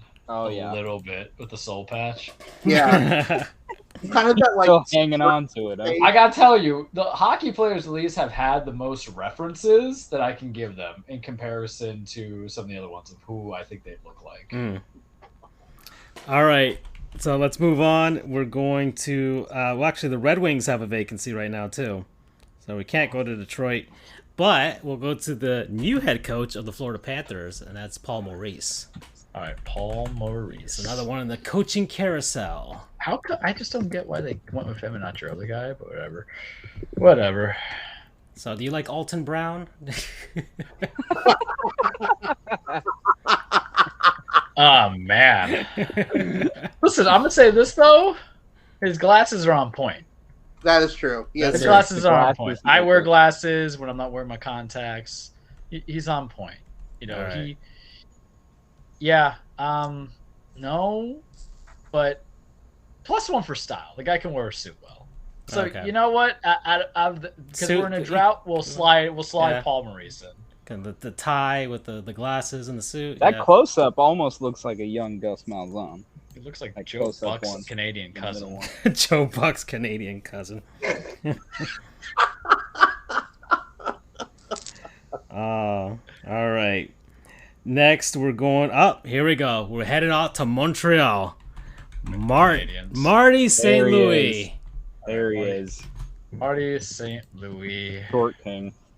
And we're gonna see a lot of. We'll start with his thighs first. We'll start with his Goddamn. thighs. So y'all know JJ Watt is like stacked, man? Because there was like something that came on my Twitter feed. I'm like, why am I looking at a 34-year-old man's body? But hey, it happens. My God. I'm trying to remember the. There's actual just so many reference images of show. him as a player. I want to get him just as in the suit. you Yeah. know? What is up with his quads, man? He's only what? How tall is he? He's 5 foot. 5'8". 5'8". There we go. Okay, same. Well, and then shorter, but you don't have to have your quads that fucking impressive. He was my favorite player when he played for the Lightning. And I remember him too. That's the thing. He was this tenacious motherfucker. I don't have bad words to say about him. And Damn straight. he's also short, like I am. So it's kind of like, a role model, if you will. And I wasn't a Lightning fan in 2004 when they won the Stanley Cup the first time, but he's famous for one, scoring the game-winning goal in Game 6 in overtime to take it to Game 7 in Tampa, but two, he took a high stick toward the end of Game 7, and he's just gushing blood, and he really just doesn't care, and he plays through it. All right. So. I mean, he's number 2. Okay. He's number 2. I mean, he might be the Western Conference I'll take it. finalist. Oh, this is the Eastern. So. Or Eastern Conference yeah. finalist. All right. So we're here's Got another. good hair. Well, yeah. He's He's one of the few who has hair. yeah. Well, he's 47 right now. So, and not too far away from his playing days, and yeah, he keeps in good shape for sure. Next, another one in the coaching carousel, Lindy Ruff for the New Jersey Devils. All right. Good old Lindy. Like Yosemite Sam.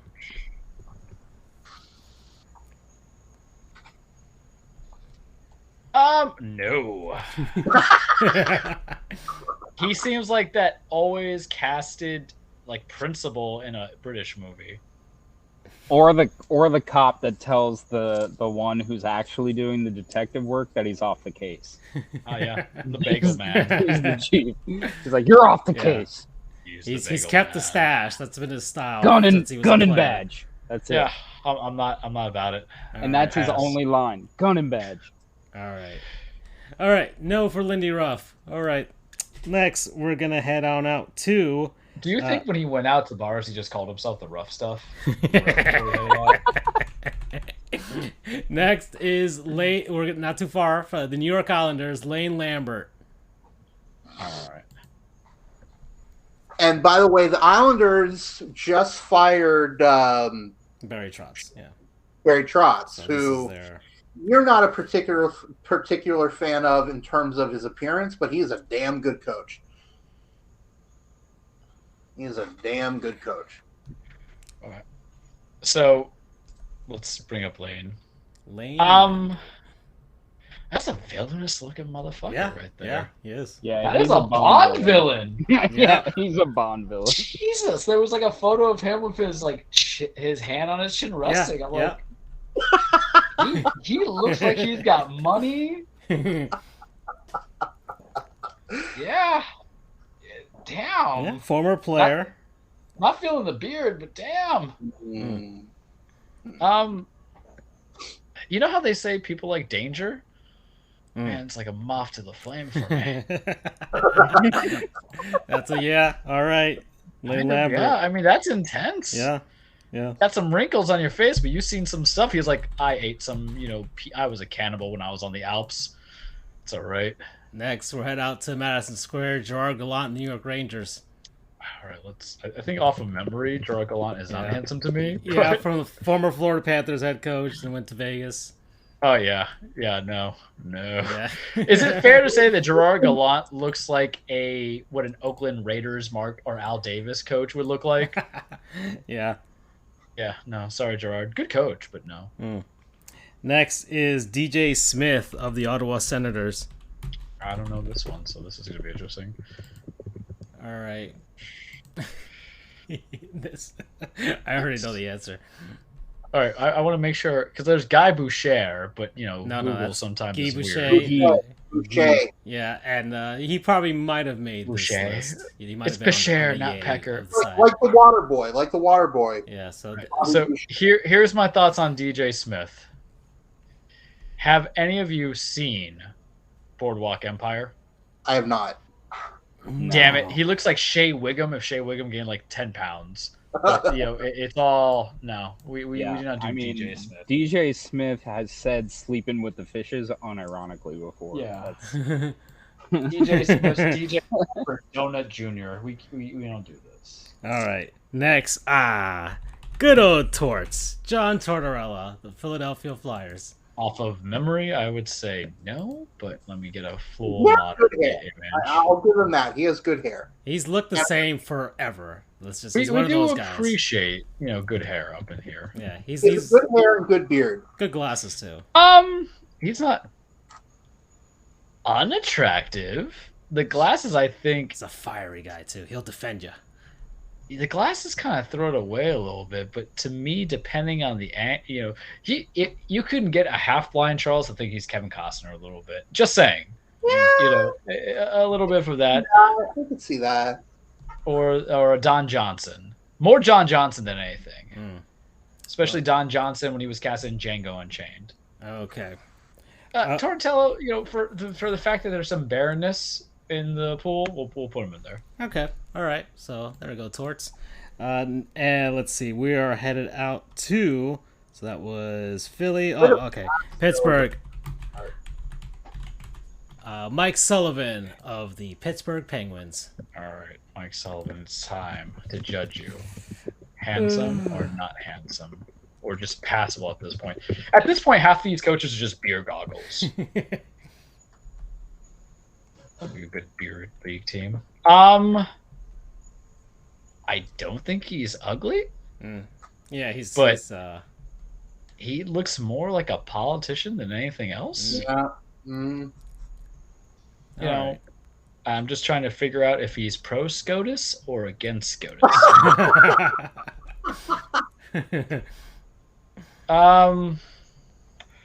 Mike Sullivan's a safe bet. There's always a safe bet in each one, Brendan, and he's the safe bet. Like Yeah, he's got two Stanley Cups. Yeah. He'll always take it to Applebee's. He won't try anything weird. He'll make sure it's a family-friendly environment for you and your kid. Yes. He'll ask you if you want dessert. All right, next. He won't try to do that. He'll do the awkward hug, but not the peck on the cheek goodbye. Next is John Cooper of the Lightning. I think Cooper off of memory is handsome. Let's take a peek. I think he's handsome just in general, but man, rose-colored glasses have made him gorgeous the last 2 seasons. See, you know what John Cooper is? John Cooper is boyish good looking. Yeah. If that chrome dome wasn't showing, he's got a congenial smile. His wife's pretty. He's in good shape. He's a winner.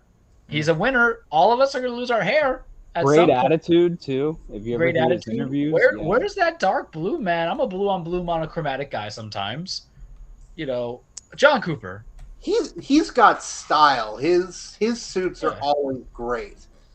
I'm gonna drop a bomb on you though, that you guys are gonna hate me a little bit on some of these photos. He looks like a distant relative to Urban Meyer. I'm just saying, it's the nose. He does. The nose. He does. But he's the Urban Meyer that will ask for consent to touch you, as opposed to from there. All right. He's a real winner. Look either. We're gonna put John Cooper in it.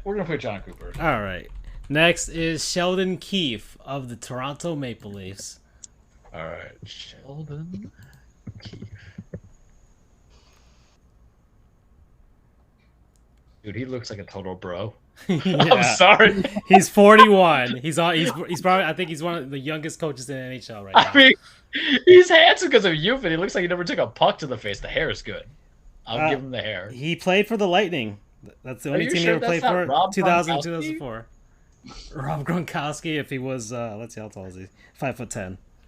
You know, and I'm not meaning to offend here, but if I squint enough, he kind of gives me a little bit of a Brendan vibe too, in terms of how he. It's all good. Especially that man's face is the pure that's why definition of that's why I have a beard now, because I do look like that. I don't know if he's handsome. He's a total bro. Yeah. He's my cup of tea. Oh yeah, he definitely was in a frat. Sheldon Keefe still pops his collar going to church. I'm just saying that. And he wears those like shorts that go halfway up the thigh. Oh God, he's a dude who wears sneakers without socks. I don't know if I'm not attracted to him, but that means somebody else might think he's handsome. So you know what? As I always say, someone else's saint of someone else's worship. Well, I can't speak today because he looks like the guy that's still hanging on to like the 9-10 p.m. party start time when all of his friends are like, "Can we start it at 7:30 instead?" Yeah, he's not my patron saint of worship, is what I'll say. As the Brazilians do. Alrighty then. All right, and finally, Peter Laviolette. Just a side note before we go forward, Brendan, I'm not saying that you look like a frat bro or something. It's just you're totally fine. I kind of Sheldon Keefe looks like a total frat bro. That kind of looks a little bit like him. A little. Sheldon Keefe looks like his favorite quote to say from a movie is "A Doyle rules." Next is Peter Laviolette of the Washington Capitals. I can't even spell that, so we're just gonna have to fully Google out. Yeah. Ooh. Yeah. That's That kind of rough. picture on the top left looks like something you like. I don't know. It looks like something you'd see in like one of those cutaways. This man has never taken a good photo.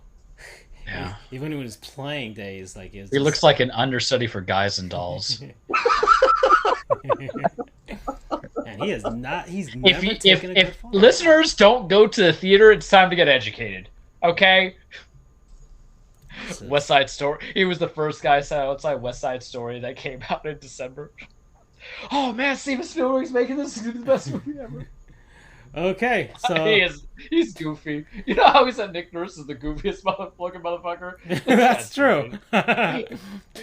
All right. So the finals comes down to Bruce Cassidy versus short stack Martin St. Louis.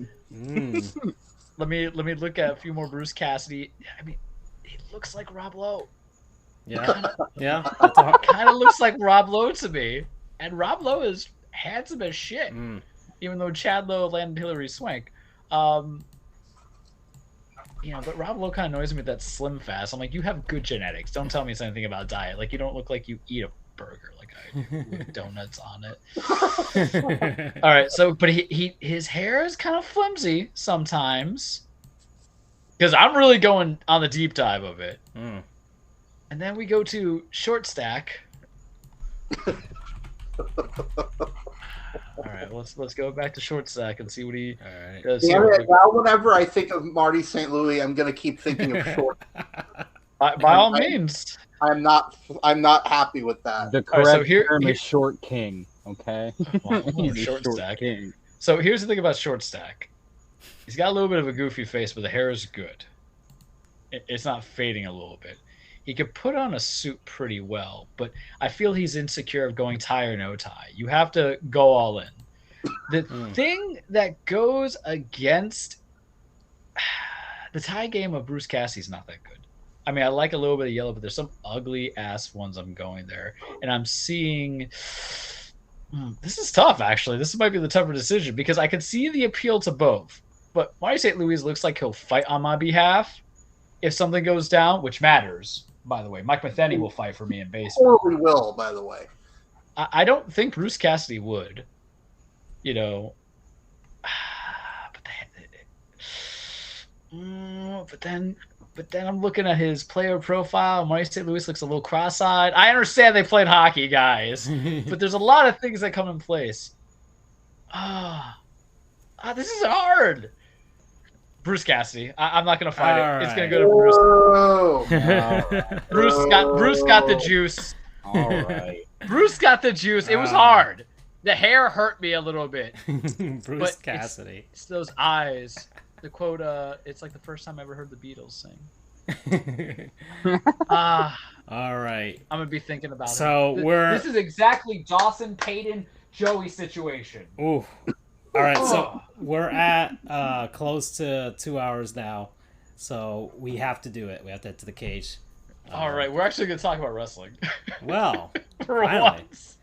And it's going to be kind of short because it's going to be more prediction, so I can really do this. Welcome to your weekly Truplex The Cage with Charles. I swear to Christ, we are a sports show. I did not spend an hour and a half talking about who I think is handsome on the generic level to a superficial level going to hockey, but it was kind of tough to go with. But hockey, just like wrestling, is very physical. The only difference is wrestling is not fake. It is scripted. It's a stage fight. It is poetry in motion. It is ballet. It's entertainment. It's about men and women chasing championships, establishing their legacies, having a good old time, and just, for at least this time, for the first time in like 4 shows, not about controversy where, you know, certain things where Johnny Ace and Vince McMahon are playing London Bridge with employees at WWE.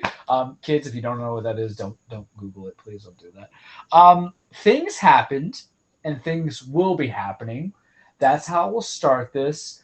I'm going to give you bullet points, right? That's how I'll make it. We have finally the closing of the door that was once forbidden, and I swear to Christ, if I ever hear that term again, it's going to be like the Kobe personality that I have. Backstory, Brendan, if I hear one more current NBA player say Kobe was their favorite, I'm going to start reasserting them that Kobe was a rapist and the charges were dropped, the investigations were dropped, because you can't be coming 18 or 19 and saying Kobe was your favorite guy because you were getting washed up Kobe at the age that you're a teenager. Your new favorite person ought to be LeBron James or, at the very least, Kyrie Irving. Not Kyrie, I'm sorry. I'm thinking Kyrie, and that's Kevin Durant. That's the conclusion I made a couple of shows ago. And if you're on sometime for basketball, we'll discuss that. But we're not here about basketball. We're here about this. If I hear Forbidden Door, so for Brendan's rehearsal, there's many different wrestling promotions. There's the Worldwide Entertainment or World Wrestling Entertainment, I think World Wide Web. WWE, there's Impact, used to be TNA. There's Ring of Honor. They got bought out by Tony Khan. Tony Khan, the son of Shad Khan, who owns the Jacksonville Jaguars. Well, they made All Elite Wrestling, AEW, former cast-offs of WWE, Ring of Honor, and New Japan. There's New Japan Pro Wrestling. There's all this other stuff that comes in. We primarily here. I almost said my jobs organization because I went to lawyer mode in presentation, so I almost dropped a big bomb there that I shouldn't go to. But we here at Sports Goofs really talk about once the cage, WWE, AEW, New Japan. We don't really talk about Ring of Honor because it was dead for so long. It came back. Impact every now and then gets a shout out. Well, there's this little term, Brendan, called the Forbidden Door. Because we're going to open the Forbidden Door and have cross promotions. And I swear to Christ, I did not end up, that just kept getting said so much in the last 9 months. The Forbidden Door pay-per-view, because Forbidden Door was already open and closed because there was people coming over from other promotions doing stuff. But AEW and New Japan had a joint pay-per-view over the weekend, where they had the stars at their show go against some of the stars at their show, going for titles are being defended everywhere. And I heard it was very good. I was not going to spend $50 on it because for AEW, a lot of the guys got hurt. The big names got hurt. CM Punk got hurt. That's why we have the interim title, and that's why we're doing the title eliminator, Francisco. Still confusing. Still don't understand. I don't like the concept of interim titles because why? But whatever. Bryan Danielson got hurt. All these other wrestlers got hurt. So there had to be certain replacements. But Forbidden Door was over the weekend. For those who did pay $50, good on you. You have to support these things. I do not support things until AEW gets their streaming services going. So I can just pay like $5 a month or $10 a month to watch the catalog. But you had New Japan bringing some of their best. You had, why is Short Stack still on my screen? We got to pass Short Stack. We got to go to the future. But there were some highlights. What I did do during our time on the Twitter, and follow us on the Twitter, everybody, FJOJR, Charles the True, Dan Frijoles. Brendan, give a shout out because I don't know yours off the top of my head. I gotta look at B_Rourke Sports is what it is. And it's like he's very good at it. Follow him. He's going to be famous just like Andrew, and they're going to create their own stuff. You know, we're good at the tweeting. Not much, but we're good at the tweeting. So they had a collective amount of matches. I sent Francisco an obnoxious amount of Twitter stuff. The highlights that I will give for it is that Claudio Castagnoli, aka formerly the Cesaro in WWE, showed up as Daniel Bryan's replacement. Daniel Bryan, damn, he's Bryan Danielson now. This is a problem too, Brendan. They change their names a lot. And it really bothers me because it's kind of like how I'm no longer Anakin Skywalker. I'm Darth Vader, but you're like, but you're Anakin. You cried over Leia. Or not Leia. You cried over Padme, you pansy. Watch Kenobi. I'm watching it. Let's see what happens. If I like it, not my crap on it. Titles changed. FTR, formerly known as the Revival, are now both the Ring of Honor champions and the New Japan Tag Team champions. Interesting. It was like a winner-take-all match. Pac is your multi-pass champion, Andrew. The multi-pass championship is the all championship, or what do they call it? All Atlantic Coastal Championship. Yeah. It was very stupid because it's all elite wrestling, and you say all Atlantic, but then you have a picture of like Japan's flag on there, and then I know I went to school in Florida, and I know I am not a very smart man, but I know that's on the Pacific. So what the hell? But Pac won.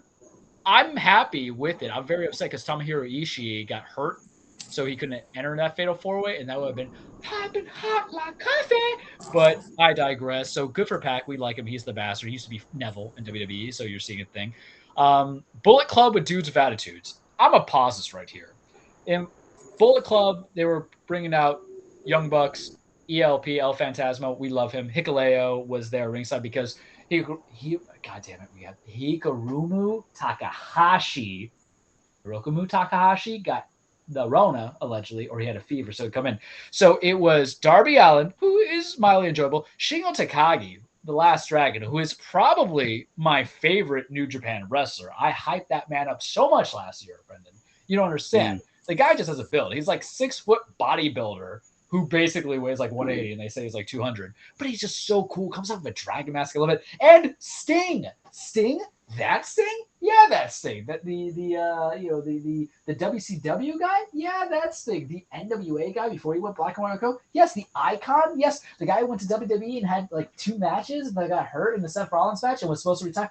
That guy. The guy who was like 63 and still wrestling.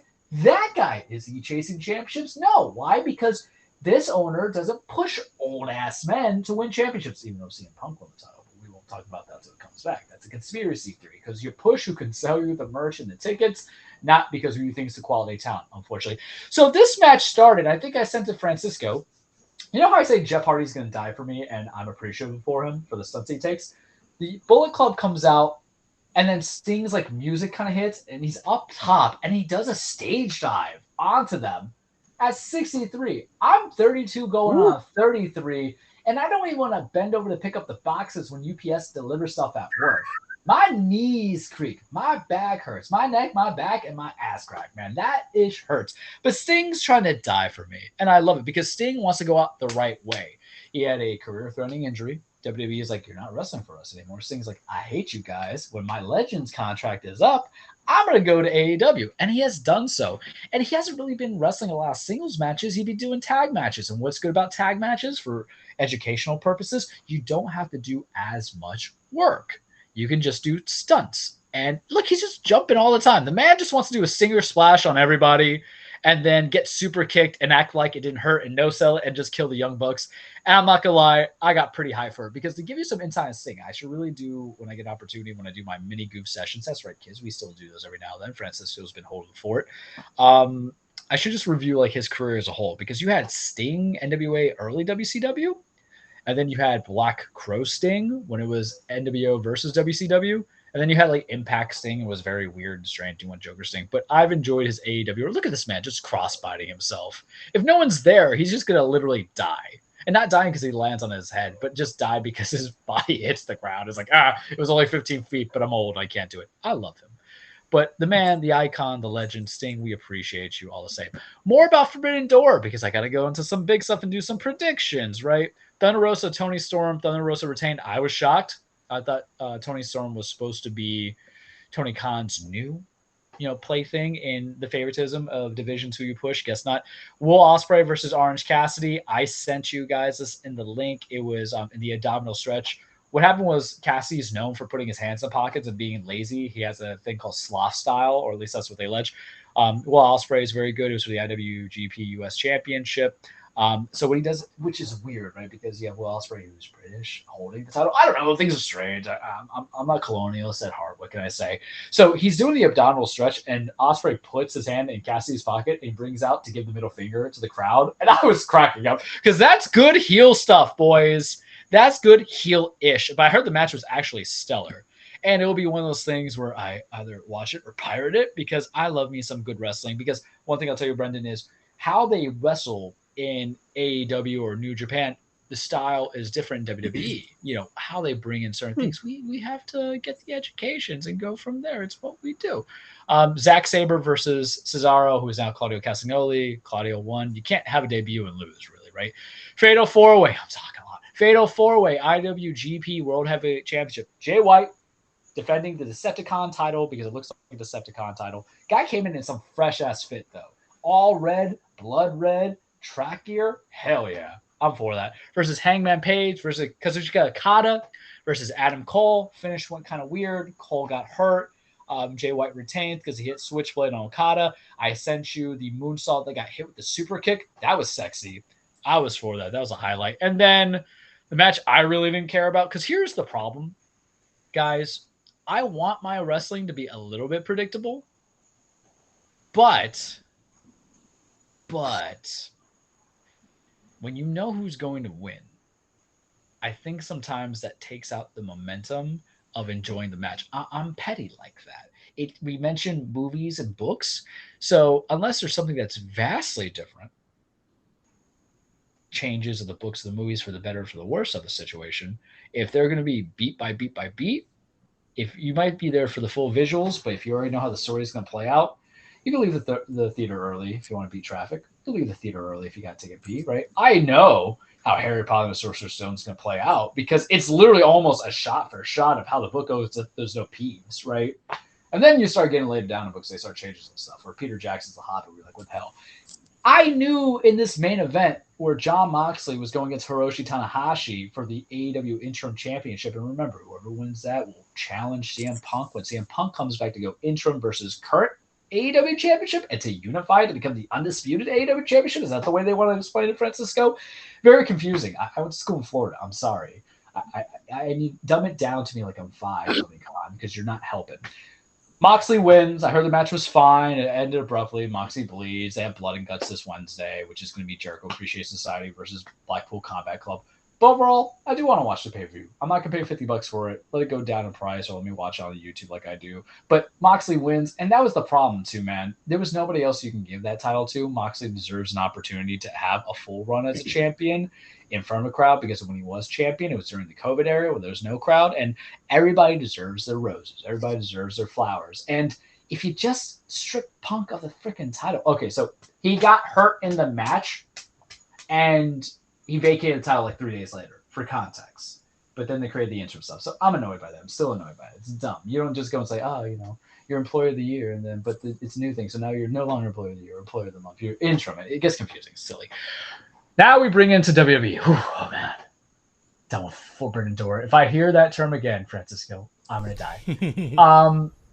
Forbidden Door's over. Money in the Bank. What's the Money in the Bank? And I can keep this actually very brief because it's not a fully set pay-per-view, so I'll just give 2 major predictions.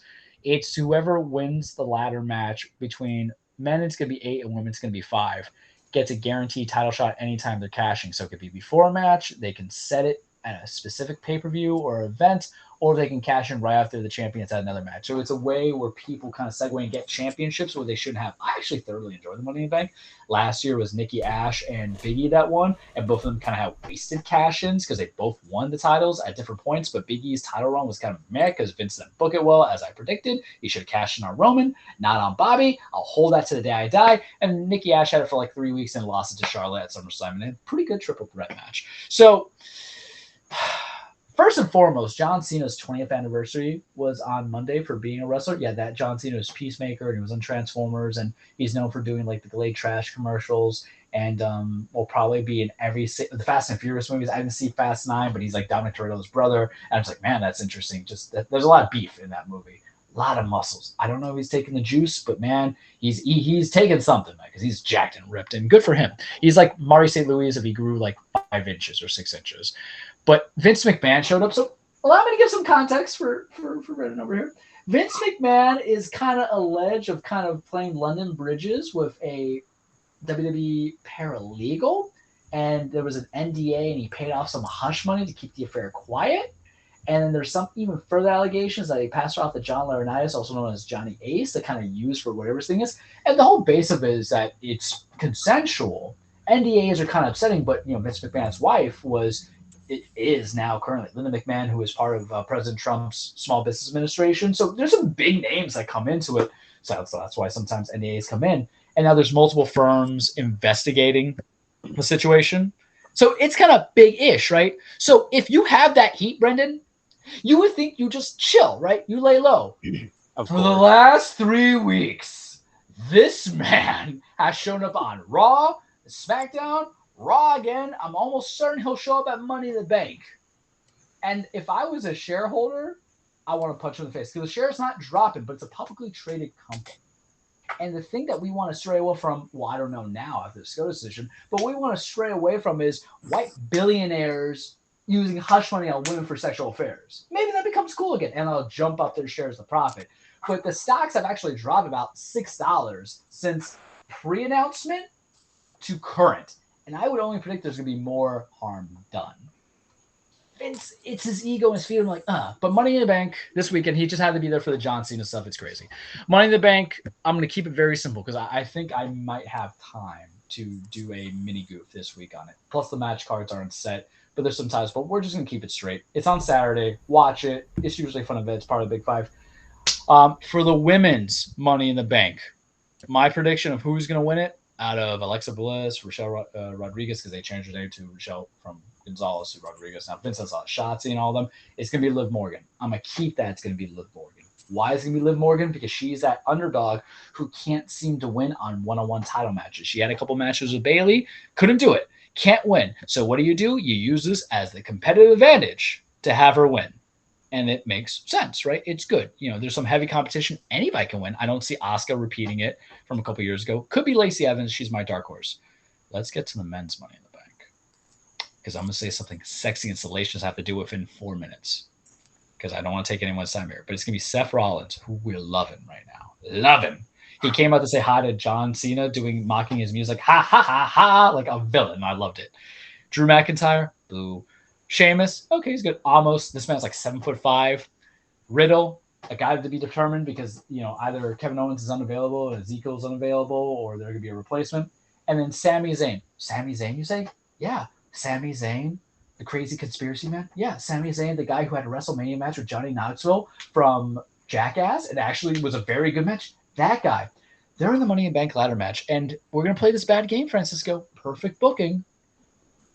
Sami Zayn, because he wants to be part of the cool kids. He's basically Butters in South Park because Roman Reigns, your undisputed Universal Champion, is with the Usos and they're part of the bloodline. And they're he's basically Sammy's being the guy who kind of interrupts some things and he'll help them. He'll cost matches and stuff like that. So they're playing him in the story because remember, wrestling's also what, boys? A soap opera.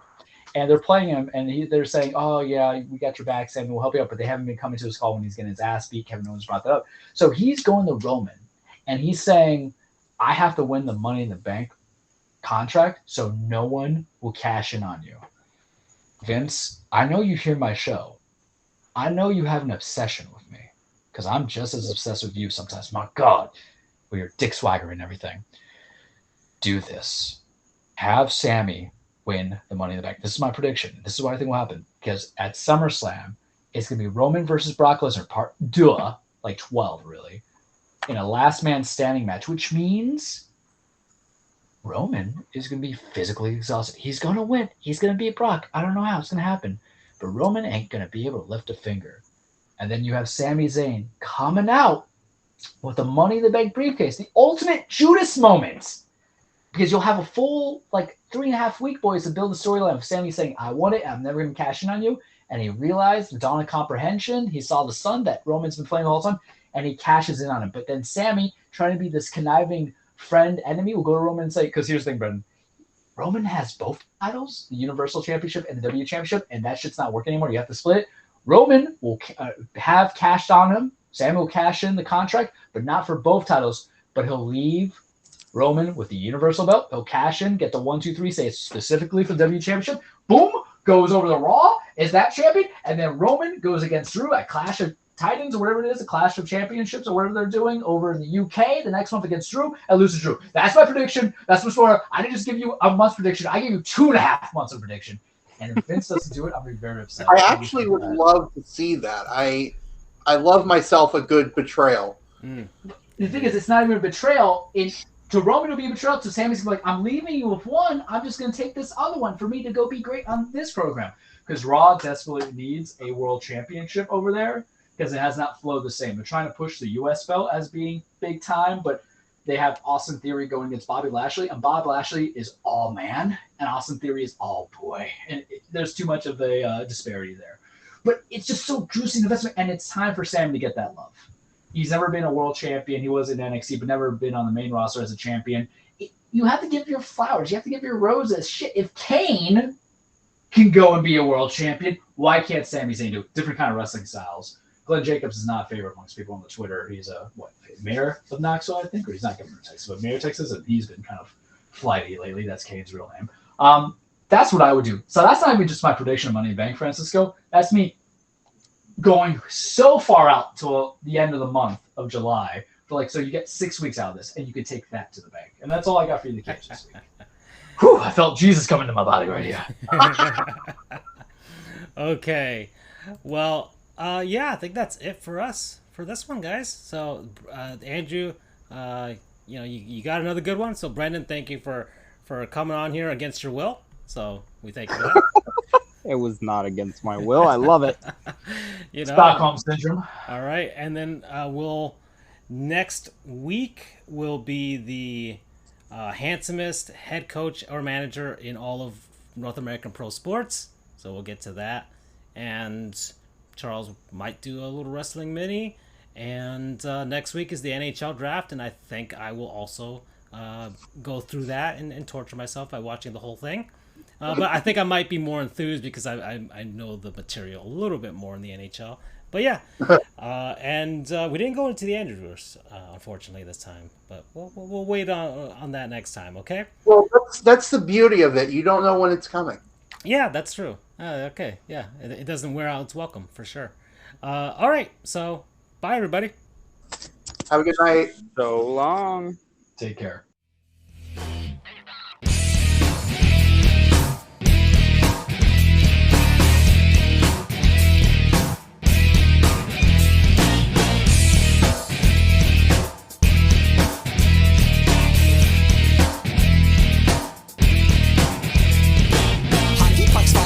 Don't you know? High sticking penalties reap what they sow. Bad boys on benches can never make goals. Provoking opponents not recommended. Johnny plays nice, winding up with the shot. Hometown excitement climbs up with the cup. Along comes a bad boy to take Johnny out. This kind of behavior will only end